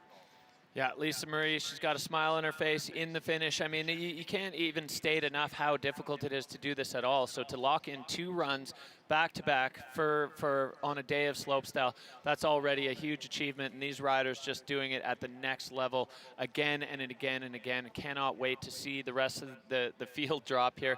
We're waiting for the score to come in. Lisa Marie drops a 73.67, so solid upgrade from run number 2, or on run number 2 for Lisa Marie, as she moves herself up into 5th place there, just behind Robin Goombs after the first run. So great upgrade on the score for Lisa Marie. As we roll on through women's run number 2, we're looking at Morgan Antone. She was one of the most stoked riders on the course, just smiling the whole way down, having a blast riding this signature slopestyle course. Waiting to get things going. The riders in the start gate, they got to go through their mental preparation process, put themselves in the right mind frame to go and execute on this incredibly technical course. Yeah, and definitely a fun one to watch, especially when it comes to that last big booter, going for that cliffhanger. So we'll see what she has in store here, eyeing up again that first feature. It is a giant gap again. Brett Reeder, the signature team, moved it back a few feet to give the athletes a bit more amplitude, a bit more time in the air to get their stunts dialed. We got that bogging in, getting the suicide no-hander, landed a little bit deep on that whale tail, but still had enough speed to execute, going for the nothing once again on that step-up feature. She's spending more time with her limbs off the bike than she is on. Absolutely incredible performance at the top section of this course. Signature flat drop, landed nice and high up for tons of speed off into this moon booter here.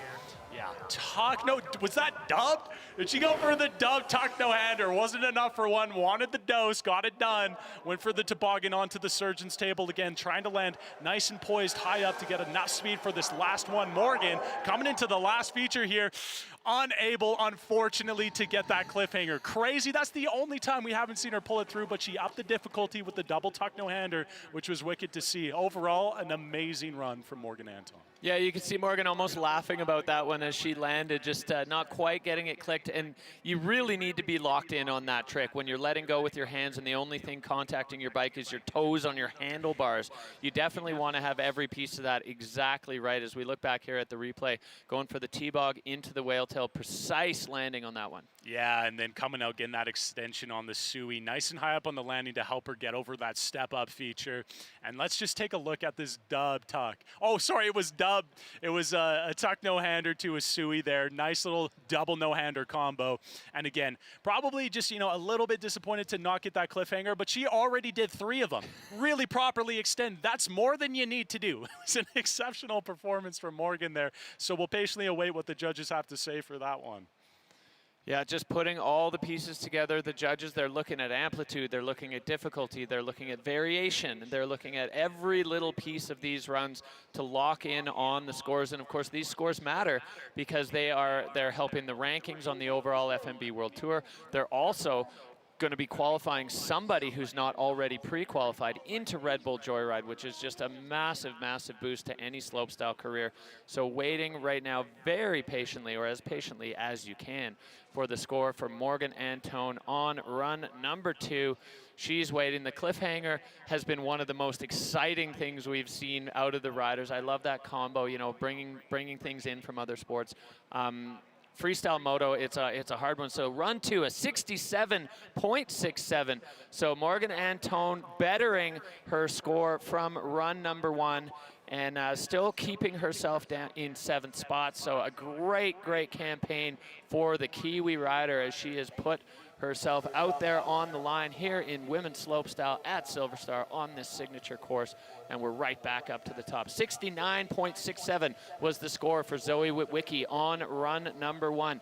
We're going to see if she's got more in the tank on this one. Zoe Witwicki, one of the rising stars of slopestyle here in Canada and, of course, internationally, loving the course here and really starting to hone her craft. No, absolutely. Looking really composed, super posh on the bike here. Excited to see what she has in store for run 2. Yeah, getting that same nice front tire grab, reefing on the nostrils, getting that saddle gripped up too to get a T-bog out of the whale tail. Nice bar spin, and love how it's a little bit tweaked too. Just kind of tweaks the bike to the side, just throw, again, a little bit of spice, a little bit of flavor on that bar spin. That's a big jump to keep a composed bar spin on. Landing again nice and high up off the signature drop. Big one coming in. Oh, the extension, some of the best extension on that suicide no-hander. I have some problems with my shoulders. Guaranteed if I went for that extension, it wouldn't be in its socket. Coming off the surgeon, big high up landing into the last feature. Zoe Witwicki is on one. Yo, big tuck no-hander. What a solid run from Zoe Witwicki. Yeah, huge eagle wing extension on the no-hander there over that final humongous jump into the finish. So another top to bottom pull for Zoe, and she's looking quite pleased with herself in the finish as she has wrapped up 2 solid runs here.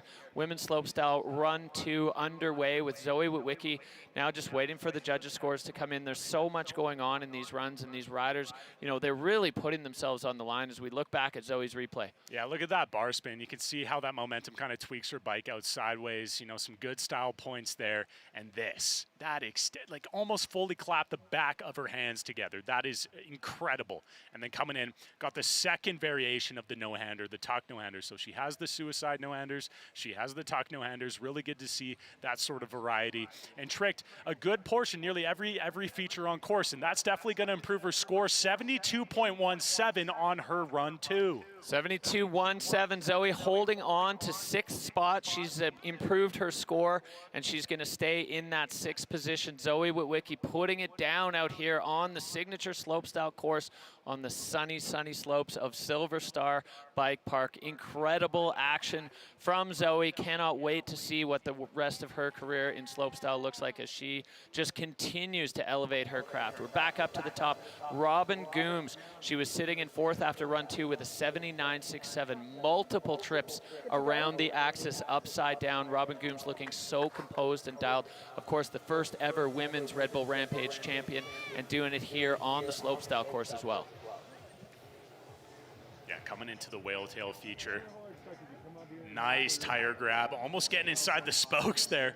Looks like she was going, I think she got a T-bog or was trying to get a little bit of a no-hander action. The shade's making it a little bit difficult on our end, but it's not for her. Backflip up on the step up there. That was, again, beautifully executed.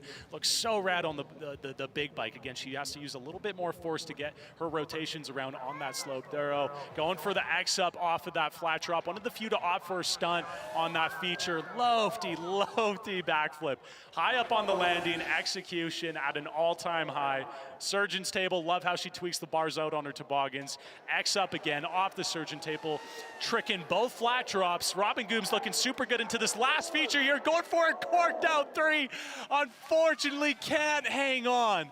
Sadly didn't have enough speed, but that is a downright beautiful stunt to be thrown on that last feature, Derek. Yeah, she was so corked on that. You could see how much she had to carve off the lip to get the angle for that dump 360. And you can see by her body language, if you're down at the finish, just she's like hands to the sky. Unbelievable from Robin Gooms there. Cork 3 on the final hit. Not quite able to pull it off, but just a little bit of a glimpse of what's in the bag from some of these riders. No, and even talking on that dump 3 again, that corked out 360, again, it's a bigger bike, so to wrap that around, you need that much more force, which is really difficult to do when the lips are definitely a little bit thinner. So the fact that she even went for that is incredibly admirable. The rest of the run was beautiful as well, but look at it. Look at that angle. Such a sick axis, and it's a stunt that we have yet to see out here at the SilverStar Crankworx Summer Series course, so really rad to watch her pioneer that out here. Patiently awaiting that score. Again, will it improve on her second run? Most likely not, given that she wasn't able to hit that last feature, but still a run to be extremely proud of. Score coming in 48.33, so she's going to sit proudly with her first run score, the 79, which puts her in that 4th position. But overall, so stoked to see her going for that cork 3. Well, you can just see her running through the play-by-play with the friends at the bottom, those co-competitors. They're loving this as much as we are, as Robin Gooms just kind of pushing hard there as we are back up to the top, and we've got a couple of homies there, Patricia Druin, we've got Alma Vigberg, and we have now confirmation that Johanna Nussbaum is going to be the wild card for Red Bull Joyride. She has earned that spot. The rest of the crew up there loving it, and Johanna definitely earning that with a score in the 90s. There's nobody who's not qualified now that can beat her, as the other 2 women up top are already pre-qualified. So Johanna Nussbaumer is heading to Whistler to compete at Red Bull Joyride for the 20th anniversary of Crankworx Whistler. Huge moments here in slopestyle women. These ladies, they're competitors, but they're also great friends. They're elevating each other, and you can see just by watching them ride that they love it when the other ones succeed. So these women, they're happy with the standings as they are. They're running a party train down the signature slopestyle track, Nick. Absolutely glorious moments here. Yeah, what a way just to take, you know, the podium down the run here on a big train. The crowd, just enjoy what you're about to witness. This is kind of the best part for these athletes. Even on a safety run or a fun run, we're still tossing backflips in the mix. It's no big deal. It's second nature to these individuals. We saw some big progression in the sport of women's slopestyle mountain biking. Alma Wigberg tossing the bar spin backflip, which was astounding. Patricia Druin, obviously the reigning champ here last year, taking that nice 3rd place position as well. Double bar spins, big stunts, 360s. Again, got to give it to Robin Gooms for going for that cork 3. All of them coming into this last heater. Following the tuck no-hander double Sui train. Love to see it. You can just see they have the camaraderie amongst all of these athletes down here. It's a beautiful thing to see. Oh, that was just incredible, and so stoked for Johanna. She's earned her spot into Red Bull Joyride. These 3 women on the podium. We've got high 80s and 2 scores in the 90s. We're watching the rocket ride to the stratosphere of slopestyle here on the women's side, and these 3 leading the charge. That was so amazing, and you know the release of motion there at the bottom for the 3 of them, just to run that party train all the way down this course. It's we're witnessing history right now, and it's a lot of fun to watch. No, absolutely. It's a beautiful thing to watch, and you got to give it up to the rest of the athletes as well. They all put it down on the line, as especially with Morgan Anton's triple cliffhangers that she got throughout the entire series here.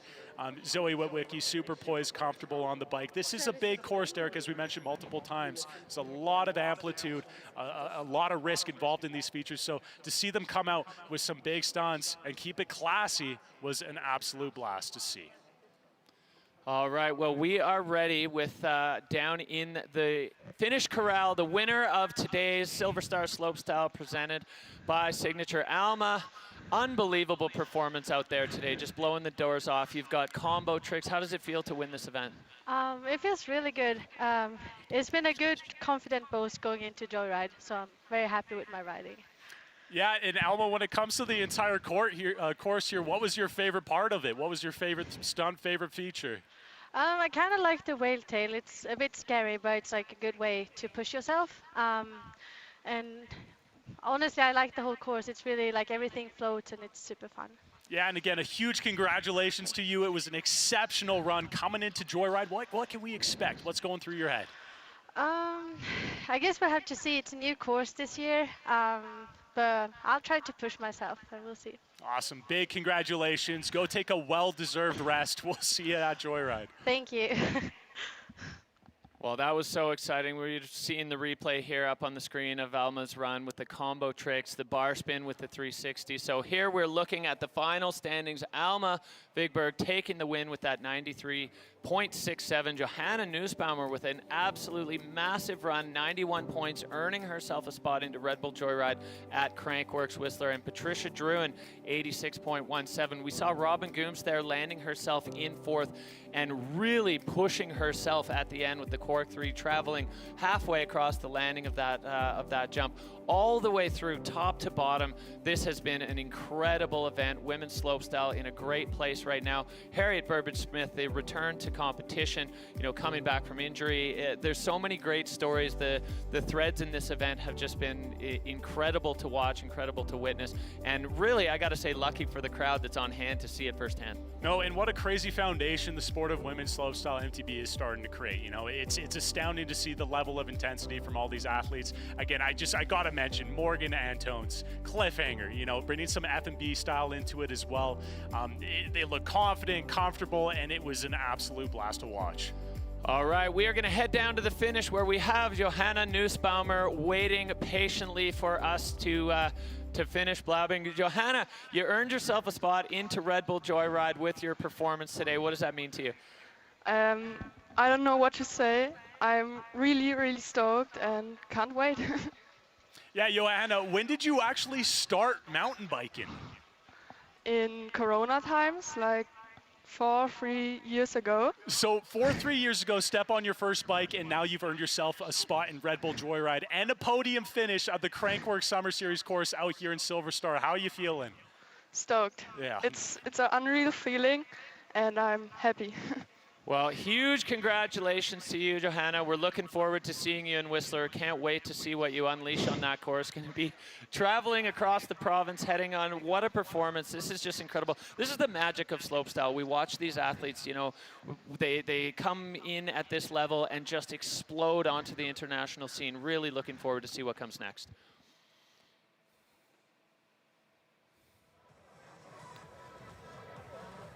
All right, well, once again, the crowd absolutely heaving here at SilverStar. We have wrapped up the women's category in the SilverStar Slopestyle presented by Signature. We still have the men on tap and plenty of action to come. We've got riders who put down their bangers. We've got riders who are going to be hungry to step it up after maybe not quite the first run.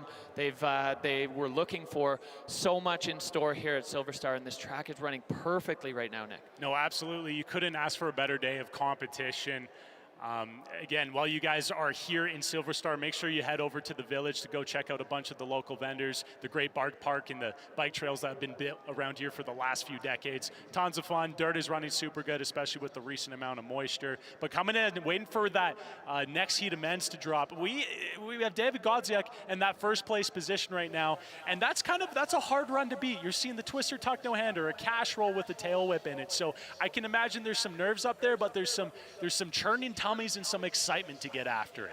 All right, well, this man is ready to get after it. Vincent Raymond, he rode not quite the run he was looking for on run number 1 with that score of 13.31, so he's going to be looking to step that up to run clean top to bottom, and I cannot wait to see Vincent go. He's clapping his little last-second high five for all the crew that are waiting at the top, and Vincent now out of the start gate. He's got a fresh kit on, got the dirt brushed off from run number 1 and ready to reset and do it again.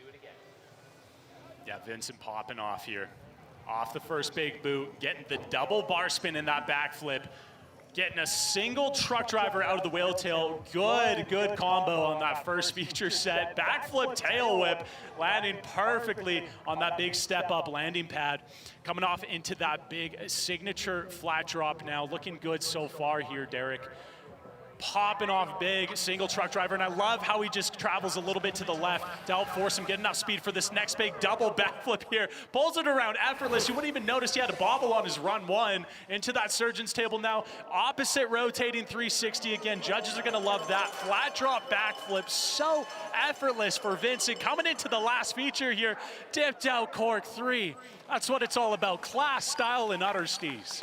Yeah, safe to say that's going to be an upgrade on the first run score for Vincent Brayman as he is wrapped up. He's at the bottom, upright, rubber side down. Love to see these athletes. They go through such a roller coaster of emotions after a crash on the first run to put themselves back into the headspace to do it again and to execute that run perfectly. It's so impressive what we're seeing from these riders out here on the course. Yeah, and again, just the calmness, the composure, like tweaking that bike in and getting the double bar spin. So sick, and love the axis he hits on his truck out of it. That boot, that takeoff out of the whale tail, if you choose to go with it, can buck you in a really cool, stylish axis. And you can see, again, it's the subtleties of the run, twisting a little bit to the left on that truck driver to make sure he has enough speed for this huge double backflip. That is such a big stunt. And even though we've seen it a bunch of times already, you cannot discredit the raw difficulty of it. And fan favorite right there. Dipped out, corked out 360. They make it look effortless, but again, it's harder than Calculus 3, Derek. All right, well, that score dropping for Vincent, a 59.17, so a huge upgrade from the 13-point run on run number 2, and rocketing Vincent up into 13th spot, so he's just behind Damien Onder with that one. 59.17. We're rolling through, though. Jack Fike is ready to go. We saw him with most of a great run on his first attempt, a 28-point run. He's looking to reset and redo. We've re-racked the riders in reverse order of the first run's finishing standings, and now Jack Fike on course and looking to go top to bottom clean for Jack. Nice. Whips it around so quick. Backflip bar spin. Double truck to X up. Really like the variety of getting 2 bar spins as well as an X up in that 360. Beautiful composure on the opposite 360 tail whip. One of the few individuals actually pulling that stunt together here. Signature flat drop up next for Jack Fike. Nice. The I think that was opposite 3 as well on the X-up. Beautiful execution. Double backflip, mirroring his previous competitor. That is just now the dub jump. That is the dub jump of the entire course. Coming up with the one-handed bar-to-bar. Backflip bar spin as well on an absolute heater. Jack Fike off into the last jump. Boom, 360 tail whip to bar spin in his natural direction. That was a huge run for Jack Fike. Yeah, and he's going to be stoked to get that top to bottom clean. He had the issues in the first run, but again, showing the mental fortitude to go back up, do it again, clean it up, and show us, the crowd, everybody at home, what he's capable of. These moments are what makes this sport so much fun to watch. These riders digging deep and just going for it. Love to see the level of slopestyle just exploding through the roof. So Jack Fike now, he's done his part. We look back here at the replay right from the start. Jack off with a bang. Yeah, so quick on that bar spin. Again, they had barely any time to regather their bearings and then go for the next boot out of that whale tail. So really impressive when they link up a technical combo like that. Love that one. Spinning opposite direction 360, one-handed bar spin, brings it back the other direction. So technical. Judges are going to love that. Coming off the surgeon's table, he had that big flat drop flip with the bar spin again. So much momentum is needed to pop a backflip when you don't have a big 90-degree, almost 90-degree takeoff to put you backwards. So to take the hands off the bar is extraordinary. Loving the opposite directions in the trick. Regular 360, tail whip to bar spin to finish it off. Those were some great combos and should be awarded quite highly relative to his previous score there, Derek. Yeah, for sure. Just getting top to bottom on this course is a feat unto itself, and then loading it with tricks, with combos, and really stepping up the difficulty. So Jack Fike has done his part. Now the judges just weighing it up against what they've seen and against the criteria that they have. You know, the variety of tricks obviously coming into play, the amplitude, the difficulty of the double backflip, absolutely massive. And every piece of that run from Jack Fike just had all the elements that everybody is looking for. And of course, for the crowd looking for it, if you like what you see, get behind these riders. They feed off your energy, and we feed off their energy watching them ride. It's so much fun just to see all of this going down here at SilverStar. The SilverStar the Crankworx Summer Series at SilverStar has become an absolute favorite. And Jack Fike has done his bit, safe and sound at the bottom. So if you're a friend or a family member of Jack's at home, you can breathe easy now because he's done 2 runs as well as the 2 runs from yesterday. These riders really putting it on the line for slopestyle glory here at the Crankworx Summer Series SilverStar. and having a blast doing it. So anxiously awaiting now the judges' score to drop. Yeah, and a full week of practice as well. These athletes have been after it here this week. We've had some exceptional riding conditions, which have been greatly enjoyed, obviously, by the athletes. It's never fun when you're riding in slop or it's dry and dusty. So we've been super fortunate out here. It's a beautiful day once again to get out on the bikes to hold down our contest. And again, Jack Fike just laying it down. Loved watching the combos, the opposite direction rotating tricks, and you can tell the judges are really wanting to dive deep into each of the stunts that was pulled, all the little intricacies of it to make sure the score he gets is the one he deserves.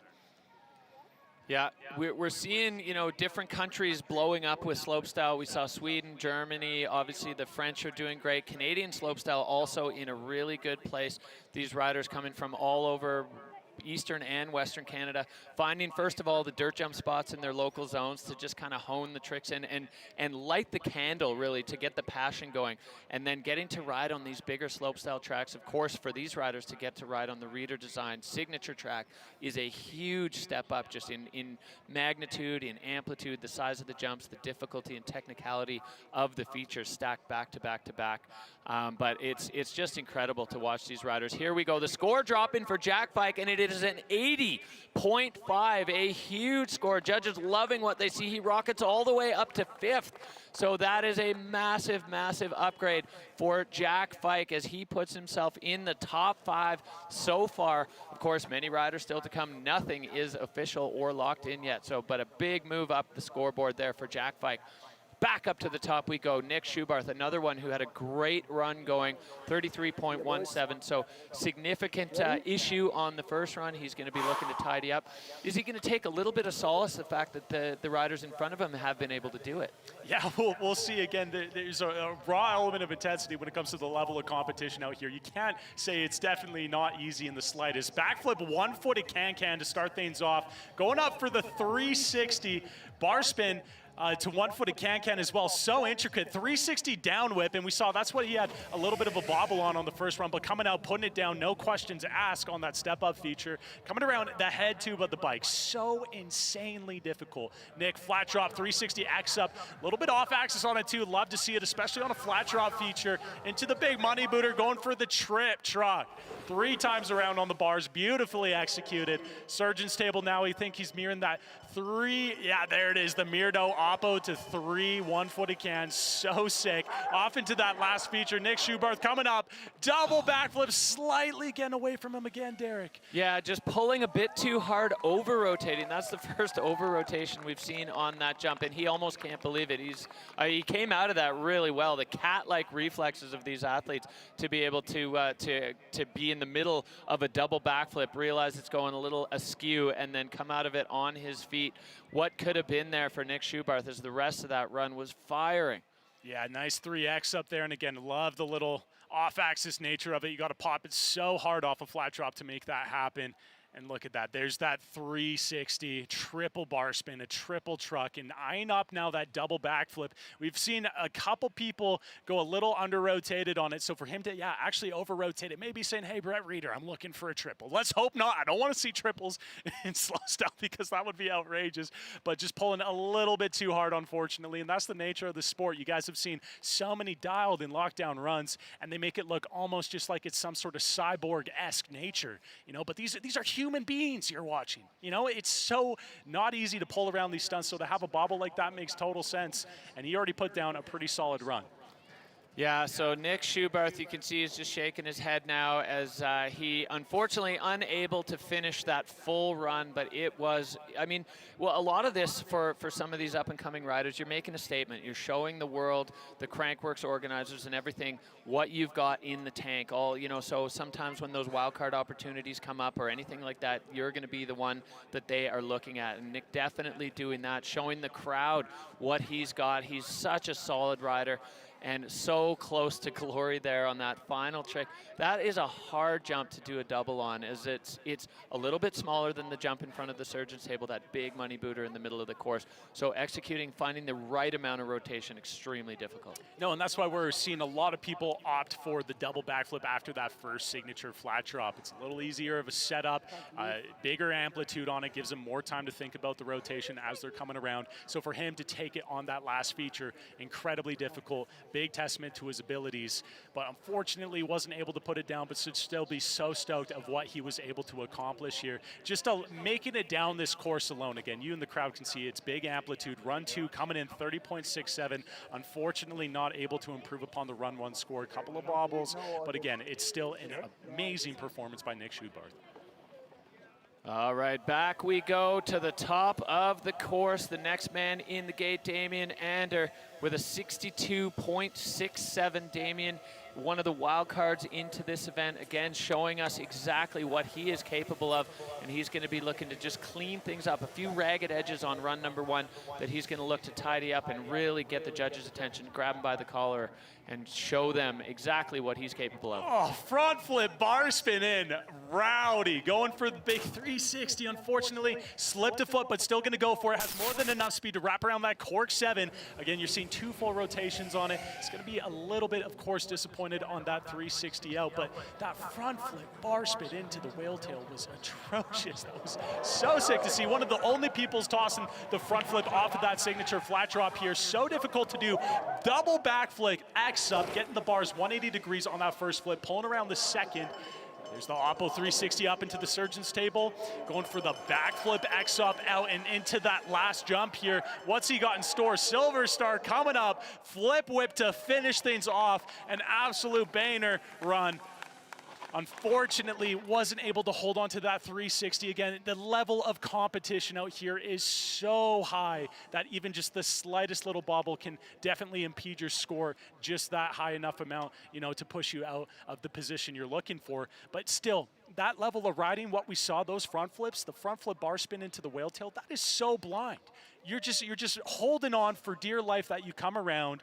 And the fact he was also able to get a bar spin mixed in there too is I would hit my shoulder. You know, that's not. I'm not going to make that happen. That was so executed. That was perfectly executed. And eyeing up this little bobble on the 3, you can see there was a slight case that would have bucked his foot forward, unfortunately, but still incredible run. Yeah, I love watching these guys just come in at this top level of slopestyle and pushing themselves to their limit. These riders, I mean, what they're able to execute, the flat drop backflip there with the X-up off of the surgeon's table. There's no lip there to kick your rotation around, and a really strong finish for Damien. So that's a run or a set of runs to be proud of, and he's going to be back to the lab working on cleaning those things up, keeping the feet on the pedals across the board. Damien Ander, maybe riding on his own bike next time too. That could be a little bit more comfortable, but you love to see these guys just bumping up. So he does improve a little bit, 65.67 there for Damien Ander, and it keeps him in 13th position. So you can see the disappointment on his face, but that disappointment sometimes just fuels the continued rise through the sport. So going right back, the other wild card in the event today, Crankworx Summer Series, the slopestyle presented by Signature, LJ Parra with a 67 on run number 1. He's going to be looking to improve on that. Love seeing these wild cards come into the big leagues and really step up their game. Yeah, we saw a really wicked run from him out on run 1 here. See what he does coming up for the backflip bar spin into that whale tail feature. Front flip out. Again, very few people opting for the front flips because they're so incredibly gnarly. And that right side cork 7. Again, love how he travels a little bit to the right side on it. Really nice axis. You can see the bike is nice and tucked up, penciled out on the rotation, dialed in. Getting the truck driver down, 360 bar. Drone is struggling to keep up with him here as he goes for a huge double backflip, landing high enough to get enough speed throughout that berm, carry it up to the surgeon's table, getting that opposite rotating 360 there. Backflip off the flat drop. LJ Parra off on one into the last and final feature. Front flip, tuck, no hander. LJ putting a big one down here at the signature course out at Slopestyle SilverStar. Oh, and he loves it. You could see the fist bump through the finish. He's nodding his head, absolutely stoked with himself. These riders just elevating their game on the big stage, having a blast doing it, and LJ's so happy to have that run down top to bottom with so many bangers. The kids behind him, this is so cool. These riders, some of them, they're getting their first kind of glimpse at having the fans lining the finish corral, what it feels like to be a big player on the big stage, and LJ absolutely fired up with that when he's getting hugs and high fives all around for that run. No, absolutely. That was Dal. Taking a look back here, again, we saw that backflip bar spin into that flat drop. And you also, again, just got to reiterate, that is such a small landing pad. If you're a little bit too far, a little bit too close to that landing, you're not going to be able to dial in that speed for the next stunt. But he opts for the front flip, carrying that momentum a little bit farther, which gives him a ton of speed for this big cork 7. 2 full rotations, while also mixing in a little bit of a dome dip there, and love the travel on it to the right side. It's a wide landing, so, you know, it's a little bit more forgiving than some of the other features. Looks like he wanted a little bit more, though, from that backflip, getting a different angle from it now. I think he maybe wanted to get a one-footed can on it as well, so maybe not tying up every single combo he was looking for, but still a run to be so stoked on. Saw a lot of technicality, a lot of big amplitude, and some sick rotations, bringing him a 70.33 for run 2, so definitely an improvement upon the 67 we saw in run 1. So he's going to be stoked with that. He should be. That was a fantastic run there from LJ Para. Wildcard into the event, locking himself into 12th place. We've got the crowd firing here at SilverStar. Every year, the Crankworx Summer Series here at SilverStar Bike Park, just elevating its game. Everybody doing their part, and people coming from far and wide to enjoy the sights and sounds of the signature slopestyle. We got the chair running, so you don't even have to walk up the hill. If your footsies are feeling a little tired, you can just get up there, find the perfect spot. The way they've got the course laid out for spectators is absolutely fantastic. You can get so close to the features and really get that visceral, like in your gut feeling of how big the riders are going out there. Yeah, and definitely to anybody watching the broadcast, if you ever have the opportunity to watch one of these events in person, take it up on it. It just elevates the experience, like almost kind of seems fake. You know, watching it on the broadcast, you're like, is this CGI? Is Michael Bay working behind the scenes? No, dude, this is real life. These are human beings tossing some of the biggest stunts we've seen on a bicycle. We got the air guitar going on. Absolutely love to see it. Lots of energy in the crowd. But yeah, take the opportunity to go see one of these, because the scale of the features in person is just so large, and the sound of the bikes ripping through the course on the wood, on the dirt, it's just, it's a wicked experience, Derek. All right, back up to the top we go. Aiden Siebenaller, yesterday's top qualifier, just behind David Godziak, absolutely lit it up. Aiden not quite putting the run down that we saw yesterday on run 1, so we know there's more in the tank for Aiden, and he is kicking off his second run down the signature slopestyle course today. Let's see what he's got for us in store. Yeah, Aiden's tummy is going to be churning on this one. We know what he's capable. We saw it in qualifications, getting a really big stunt off into the whale tail. There's that double backflip we were looking for. Saw it in qualifications. The only athlete to be throwing that in this course, getting the 360 windshield wiper on that step up. So incredibly tactical to throw that one around. Eyeing up the signature table. Yeah, there it is. Single truck driver, so high up on that landing. Doesn't even have to crank into this big NASA launcher. Going for the backflip, double whip, a little bit of a bobble, but recovers perfectly. Again, drone having a hard time keeping up with the speed and intensity of this run. Going for that 3-whip on top, coming down with another tail whip off into the last feature. This is a huge run for Aiden Siebenaller, finishing it off with a 3-tail whip. You can see he wasn't super fired up on that run, the little head bobble, but he should be. That was incredible. Got the double backflip out of the whale tail, got different variations, tons of technical stunts in his rotations as well. That was sick. That was great. Yeah, Aiden, the only rider going double out of that whale tail feature. The time that you have to set it up is nothing. After landing, you're looking at about 3 or 4 meters of in-run before throwing the double backflip. So a huge statement there from Aiden. And especially to tie in first, the entrance with a backflip double bar spin is impeccable. I'd be so dizzy. I'd be so dizzy. Like, I don't know how these athletes still have their bearings around it after shooting multiple practice runs and multiple qualification and final runs. Again, it's a testament to their athleticism. Again, beautifully executed 3-whip on that surgeon's table. So risky going for the tail whip off of the flat drop there, but catches the pedals no problem. It's almost as if there's magnets in their feet there. Coming off into that last feature, we saw that 360 double tail whip, beautifully executed. Well done. Yeah, strong pull top to bottom. You can see he's got a little handshake there. 76.67 coming in for run 2. So Aiden locking himself in a top 10 position so far as we're making our way through the men's category here at the SilverStar Slopestyle presented by Signature. Men underway, women wrapped up with the dramatic moments, and we're just ticking off all the boxes here as we go back up to the top. Our next rider ready to fire us up on course and at home if you're sitting on your couch. So exciting. Jaden Chipman with a 78.67 on run 1, just scratching at the surface of the 80s on his run. He's going to be looking to just boost the doors off of this slopestyle course as he is ready to go. Jaden Chipman wiping the sweat off one last time before he drops in and pushes out of the start. Yeah, Jaden currently in that 9th place position in the top 10, but definitely going to want to improve upon what we've seen so far in run 1. Eyeing up that whale tail feature, going for the big backflip, bar spin to tuck no hander, triple truck driver out. That is one of the most immense combos we've seen on that feature thus far. Kashi, appreciate the axis. That was downright beautiful. Coming in to now that signature flat drop. Jaden Chipman. Tail whip down again, one of the few to opt for it. You can see that bike bobble, so hard to keep it nice and parallel with that landing. Backflip, bar spin to tail whip. Out of combos we're seeing is absolutely outrageous. Into the surgeon's table, getting that 360 down whip. Huge risk on that one. Truck driver down. Jaden Chipman putting down one for the ages into the last feature here. Oh, there it is, the triple tail whip. Jaden Chipman coming out with a banger. Oh, and he's happy. Jaden coming out swinging top to bottom, absolutely firing there. Every single feature had something, and he is pumped. Point. He's got the sponsors on the jersey. If you're a sponsor of this man, you got to be happy right now because he just put down a massive run as we look back at this replay. Yeah, this was outrageous. Outrageous. Backflip bar spin to a tuck no hander. You got to get that bar spin dialed up and finished so quickly for you to be able to tuck the bars back into your body and get the tuck no hander. Capped it off with the triple truck driver, and that's just like a, hey, that's a little introduction. Welcome to the Jaden Chipman show.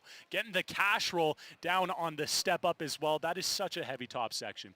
And you cannot discredit, even though it doesn't look like a whirly twirly one, that is a 360 downside tail whip. You're going all the way around your bike onto a surgeon's table. One of the most difficult features to hit on this course, and did it with other class. And one of, if not, I think the only guy to get a triple whip in his run, triple tail whip at the end. What a way to finish off. That was sick.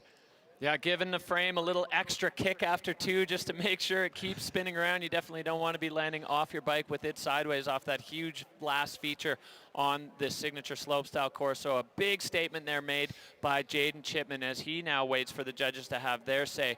He's done his part. It's always a nice moment when the riders are finished their run and they can just take stock of what they've done and relax because the risk is over. Now it's, you know, it's time to have a good time with all the friends. The after party at the end at the Red Antler is going to go off tonight with all of these riders just having a blast here, riding together on this incredibly well put together course. So Jaden Chipman, now he's done his part. Crankworx Summer Series at SilverStar, just every single year it keeps getting better and better. The riders keep getting better and better as they're just stepping up their game. And Jaden Chipman leading the charge in that crew.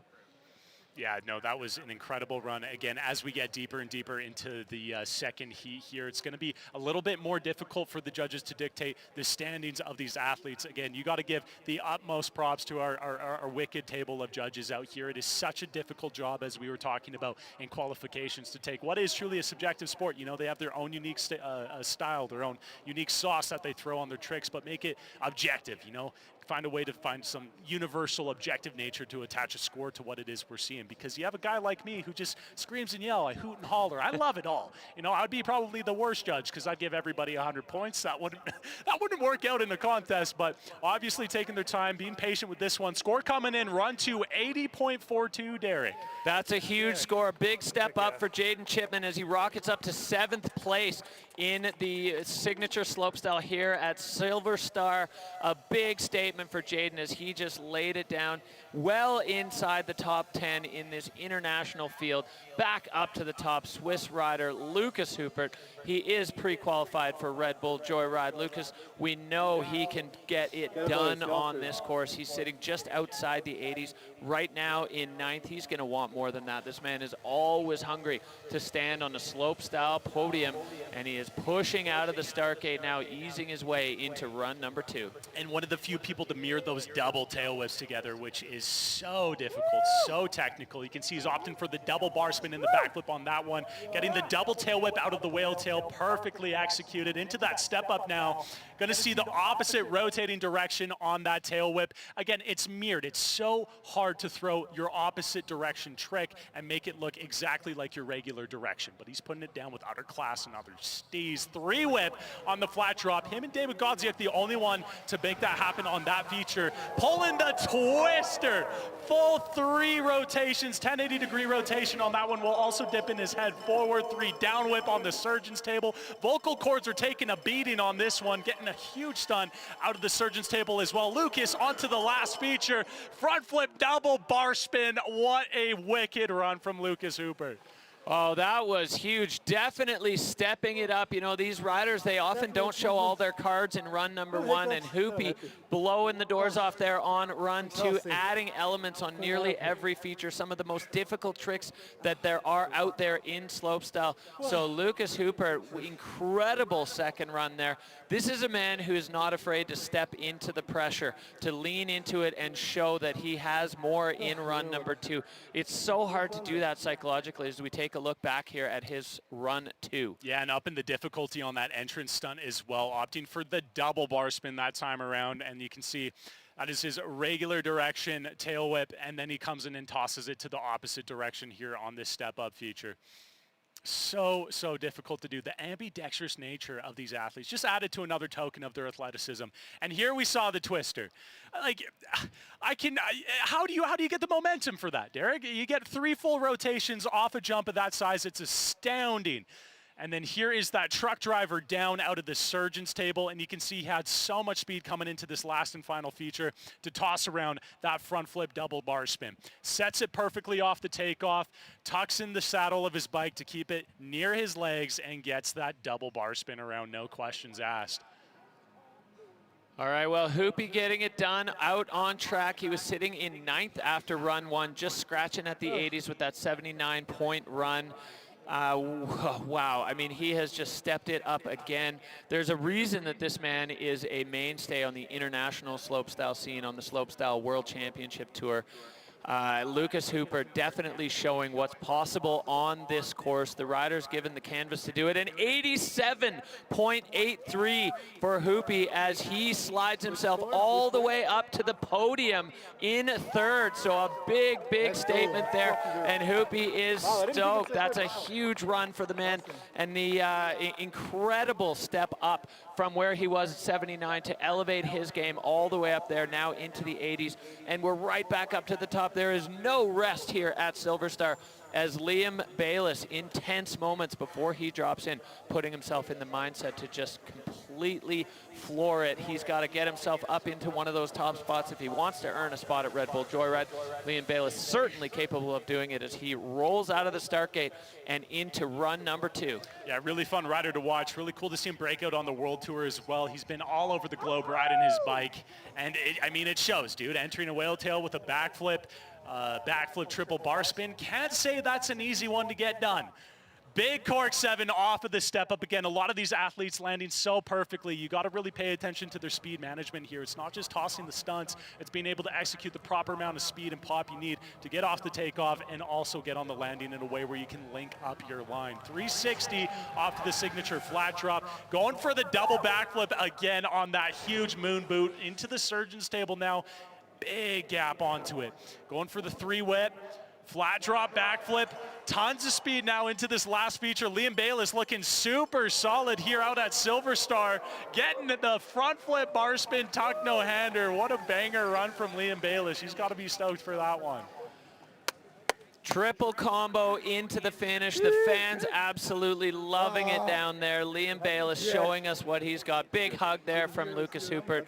these guys they're kind of their best cornermen. You know, every rider we've seen it all the way through slopestyle. They cheer for each other so hard and so loud because they're the ones who really know how hard it is. No, for sure. It's in a sport like this, it's hard to find an element of sympathy because there's only such a small percent of the population that is actually capable to do what we're seeing here today. It's truly monumental what human beings have been able to accomplish on a bike. Even just that slow down Cork 7, it's starting to become a formality again in the sport, pioneered by some early riders years ago, but still being thrown together in slopestyle contests. Liam Bayliss putting down one perfectly, and here's that triple combo. We got the front flip, we got the bar spin, and still had enough time to extend the hands. The judges, they love to see the big stunts, but they want to see them executed perfectly. Holding that extension is going to do them. It's going to resonate super well with the judging panel behind us here. Well, Liam Bayliss done his day of competing here at the SilverStar Slopestyle presented by Signature. Now just waiting for the judges' scores to come in. Of course, we know the top finishing rider that isn't pre-qualified is going to Red Bull Joyride. Liam with a 78.83, so not quite able to better his run one score there for Liam. So he's going to be holding on to 9th place after that. You can see the expression on his face. They're always, sometimes I think for some of the riders, the judges' categories, criteria are a little bit misty, but it's worth the time to do your homework as a rider to know exactly what they're looking for, because then you can give it to them. Back to the top we go. Eric Fedko sitting on an 80.67. Fedko in 6th right now. We saw him running first run. We know Fedko is one of the biggest names in the sport, always stylish, fast, and like unparalleled amplitude. So Fedko getting ready for run 2. Yeah, we saw some huge amplitude, some big tricks on his first run there, getting the 360 bar spin to tail whip, the 360 Indian Air seat grab. The extension on it is next to none. There's that 360 windshield wiper again, unfortunately coming down, unable to hold on. Unfortunate to see Fedko come down on that one, but walking away, no problems asked. Again, that is a trick we've seen him do a bunch of times in practice. We know we've seen him in multiple contests get that windshield wiper around, but it is still such a difficult trick. There's so much risk for air in it. You're basically setting 360 off the takeoff, throwing your bike in the opposite direction from you, and then spanking it the other way. You say, no, honey, you're going the opposite direction now. And to be able to find your pedals after all of that spinning, all of that nonsense is ridiculous. And the fact that we've almost just come to expect it from some of these athletes now needs to be revisited. You know, it shouldn't be capable. Fedko still doing a little lap for the homies here, getting every bit of time he can on the signature course. Oh, there, still pulling it big, double backflip, tuck no-hander. Give it up for Eric Fedko, SilverStar, putting it down on the line for you guys. 360 up into the surgeon's table, steezing it way down.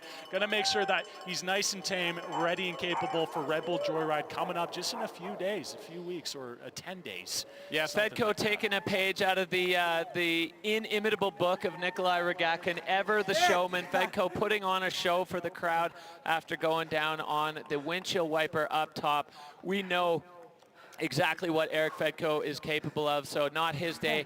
Sometimes it just comes down to that. These riders are going so hard, and the margin for error is so small as we look back at the replay of Eric Fedko's top section of his run. Yeah, and it was really technical, improving upon what he did in run 1. He elevated on that entrance into the whale tail with the 3 bar to whip, and there's that windshield wiper that just slightly got away from him. You can see it spank that tail back, and unfortunately wasn't able to get both of his feet situated on the pedals. And I will say that's also not necessarily the biggest feature on the course. For something like that, you need a lot of amplitude to be able to revert the momentum of that bike and find your pedals. So for him to go on the step up, very risky. We've seen him do it before. You can see run 2, 22.67. So unfortunately, of course, not improving upon his first run, but still sitting pretty with that 80.67 on run 1. That keeps him in that 6th place.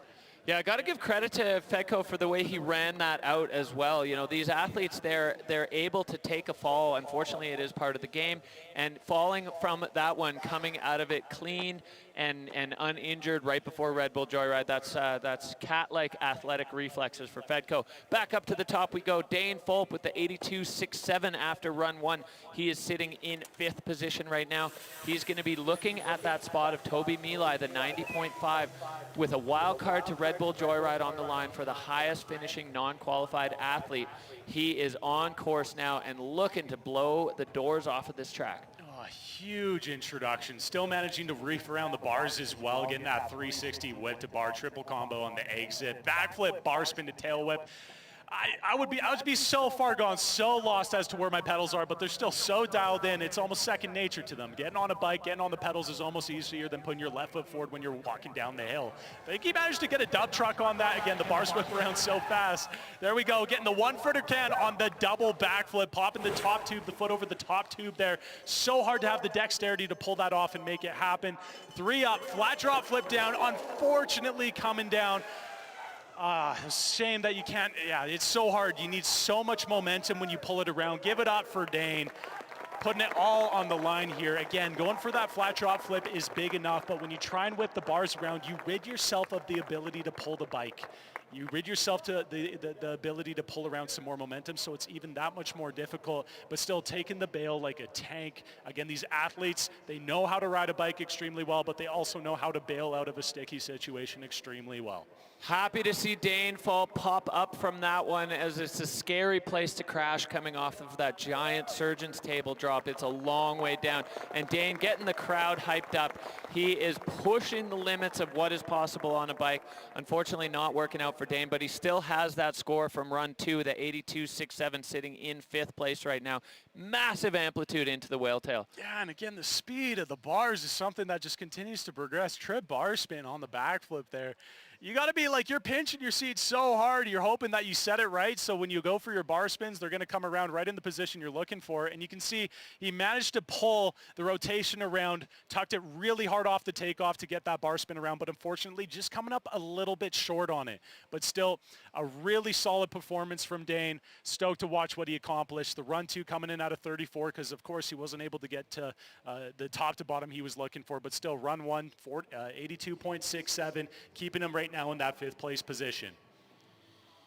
Well, the SilverStar crowd going wild for these riders. The support is tangible. Everybody wanting these riders to do their absolute best. We are back up to the top. This is the only man now who can knock Toby Milai out of that wild card spot into Red Bull Joyride. Lucas Skilled with an 86-point run on the first run. The Swede is going to be looking to bump that up a little bit. He had a spectacular run on the first one. He's going to be looking to do it again and maybe add just a couple elements to pop him up into the 90s and get him the nod into Joyride. Yeah, super clean, effortless run from him on the first introduction to Lucas Skilled, going for the backflip tail whip, a little bit low there, so unfortunately losing his speed, but he's going to go ahead and give a crowd pleaser. He's stoked with his performance out here, SilverStar. Give it up for Lucas Skilled, getting you guys the knack off on that step up. And that's the degree of competition we're at nowadays. Just one little bobble, one little speed bobble, and that can write off a run for you. These riders are so dialed, so locked in, and especially when it comes to Lucas, his first one was fantastic, so he's going to be sitting pretty still in that 3rd place position regardless of how he makes his way down this course. Oh, and sorry, in 4th position. But still, give it up for Lucas Skilled coming into that last feature. What has he got? Big dipped out 360, looking at his rear end the entire way. So sick. Great performance from Lucas Skilled. Well, you can see he's the body language there, the fans gathering around at the bottom, those young kids just so stoked to get this kind of unparalleled access to the heroes of slopestyle. Lucas Skilled, he had an absolute banger on run 1. Run number 2 not quite going his way, but happy and healthy at the bottom, which is really what everyone's hoping for at the end of a slopestyle event.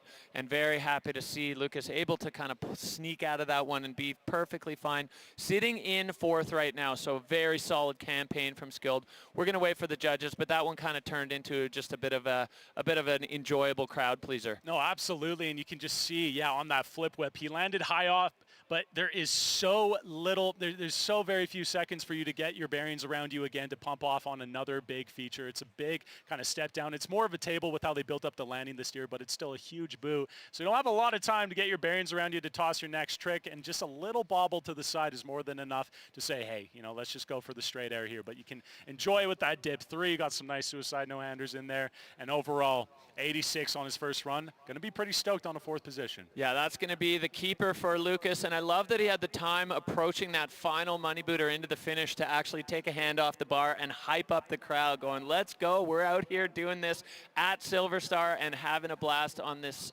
really special slopestyle course Brett Reeder designed and built. You know, the the work that's gone into this course and the fact that it's able to stay up through the winter, they don't have to rebuild it every year, means it only requires little tweaks. So big day for Lucas Skuld as he is going to secure 4th. And we are back up here. We're looking at the next 2 guys in the start, in the start area. We've got Toby Milai, we've got David Godziak. Toby Milai unofficially right now, but he is going to be locking in to a spot in Red Bull Joyride. You can see by his body language in the start gate what this means to the man. And David Godziak going, yeah, buddy, you did it. That was a huge performance on run 1 for him with a 90.5.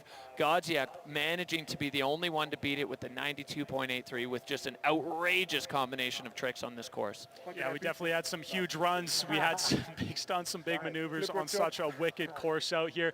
Looks like they got some banter going between the 2 of them. Again, a lot of these guys are just homies having a good time out here, and that just speaks to the love of this sport. Looks like we might be getting a little bit of a train from both of these individuals. So it sounds like we have our podium, Derek, all wrapped up and sorted.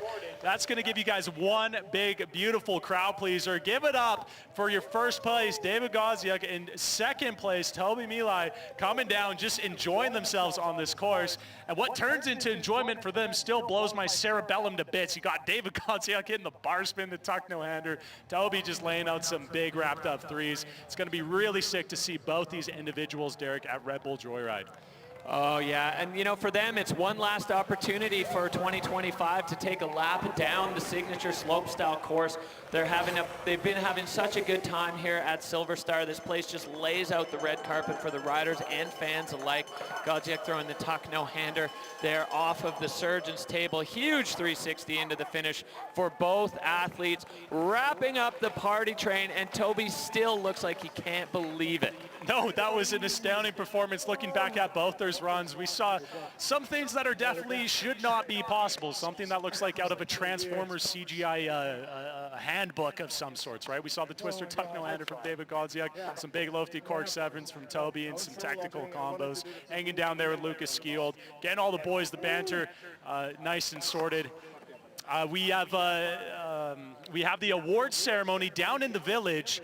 They're going to be taking place 30 minutes after the finals here, so make sure you guys make your way down, take one last beautiful look at the signature line course here at Crankworx Summer Series SilverStar, just to take in the beauty of not only the riding, but the features that are built. That in itself is an art form, and what Brett Reeder and his team has pioneered is absolutely incredible. I want to give a big shout out to all you guys for hanging out. Hopefully you got some good suntans, some good espressos from the coffee shops up there, and hopefully you enjoyed the riding. Again, 30 minutes after the event officially closes here, we're going to be in the village to commence the official award ceremony. All right, well, down in the finish corral, we have our winner today, David Godziak, putting it down top to bottom. David, first of all, huge congratulations on the win. Tell us how you're feeling and what you feel, or how you feel about this course. Thanks so much. Yeah, I always liked SilverStar's course, so I was super pumped to come here again. And yeah, it was a nice week. Yeah, coming into this event, David, what was your thought process around it? Were you looking to try and keep it a little bit tame? Obviously not from the replay. It didn't seem too super chill, but what was your mind coming into this event? I'm always trying to do my best. I did what I had to do, and I left something in my tank for second run. But yeah, I'm stoked how it went. Absolutely, it was a wicked run. But when it comes to what you're used to, we're usually used to see you watching riding on trains. You know, you've been riding on locomotives. So what was it like to actually ride an actual course instead of just hitting your trains that you were doing with that Red Bull project back in the day? Yeah, Red Bull train was much more scary than riding here. But yeah, it was. Doing this here was really challenging as well. So many young, really good riders coming, so I really had to give almost all my best. All right, well, congratulations, David, taking the win here at the SilverStar Slopestyle presented by Signature. Massive win, another gold medal in the trophy cabinet. David Godziak doing it for the crowd and, of course, doing it for himself. That was a great performance, and it's so exciting to see where Slopestyle is at. As he said, he had a bit more in the tank, you know, for run number 2 if necessary. Didn't need it there. Can't wait to see what we're going to see David unleashing at Red Bull Joyride. Yeah, what an absolutely astounding talent of athlete. The athlete roster this year was incredible. Big shout out to everybody that turned up and put it on the line. It was really cool to see as well. You know, it's a rare opportunity for some of these quote-unquote underdog athletes to come and compete with their childhood heroes. Big level of competition. We saw some big names throw some big stunts, and again, the course, it was overall just an amazing event to watch. Yeah, looking at our results here, Toby Milai jumping into second spot and locking down the wild card into Joyride. Lucas Hupert jumping way up all the way onto the podium after run one with a huge second run performance. Lucas Skjold holding on to his first run score, and Dane Fulp with the 5th place there, locking in a top 5 at a event like this at this level. Super strong performance from him all the way down. Jack Fike, Jaden Chipman. You know, we are seeing the future stars of slopestyle right here. This is where it happens. Liam Bayless and Aiden Siebenaller, these guys are coming, and they're coming strong. It's so fun to watch the evolution of slopestyle, and as you heard David Godziak say, these young riders, the opportunity for them to get to ride with the world-class athletes, it really elevates their game and puts them into a spot where they now understand what they have to be able to do, and that's going to be them back to the drawing board and coming back to these next slopestyle events on the calendar with a brand new bag of tricks. No, absolutely, and I think we're actually going to get a couple of words from Toby, the winner of the wild card for Red Bull Joyride, up at the top here. Toby, getting the 2nd place position and the wild card invite. How are you feeling up there, buddy? It's amazing. Fuck, I didn't even plan that at all. I just want to have fun on my bike, and it worked out. I mean, I'm so stoked that I landed my one that I worked for and I planned, and yeah, here we are, 2nd place in the wild card. I can't believe it. So you're going to be off to Whistler to ride the Red Bull Joyride on the biggest stage in slopestyle. You know, tell us what that means to you. Obviously, you're still just getting used to the idea, but obviously, or all of a sudden, you got to put another plan together to go and ride on the biggest track on the planet. Yeah, I already talked to my parents and like friends before the event, like, well, if I get the wild card, I don't know what to do, because it's the biggest childhood dream of my life to ride Joyride, and now it's real, and I got the wild card, and that's so insane. Like, I still cannot believe it, actually. And for a lot of us that also follow you on socials, we see the dedication, we see the training hours you put in. Obviously, this is well deserved. But when it comes to your run today, which spot, which trick, which feature had the most amount of nerves, would you say, or did you feel locked in throughout the entirety of it? The whale tail for sure. Like the cork 7 in and 3 double whip out, I was sure I can make it, but to land good on that cork 7 to get the speed for the 3 double whip was like nerve-wracking, but it worked out. And on the end, on the windshield wiper, I was like, yeah, it was hectic, but it worked out. Yeah, I'm pretty sure both of those stunts broke a vocal cord in me, so thanks for that. I needed it. I'm so sick. It was so sick to watch you ride, man. Absolutely astounded by your performance. Can't wait to see you at Red Bull Joyride. Thank you.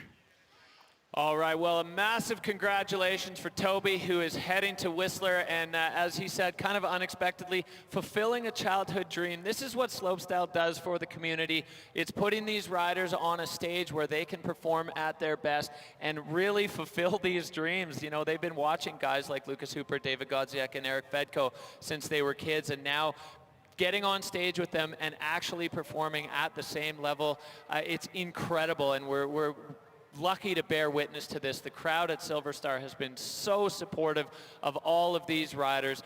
A massive day of slopestyle here behind us, Nick. No, absolutely, and what a foundation for the sport as well. It's just progression's playground is what this course turned out to be, and it's so sick to see both the women and the males throwing it down as hard as they could, and just seeing the sport of slopestyle MTB reach new heights. You know, you come into some of these contests and you're like, hey, can this go any bigger? Can the degree of difficulty get any higher? And it does. It does. All right, well, from all of us at Crankworx, we'd like to say a huge thank you to the crowds at SilverStar for joining us, for all the athletes for throwing it down today, and of course for SilverStar Resort for hosting the Crankworx Summer Series once again.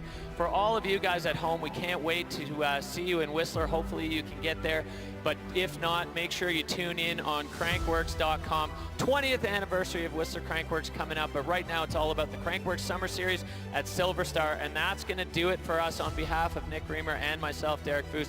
Thank you for joining us, and we will see you next time.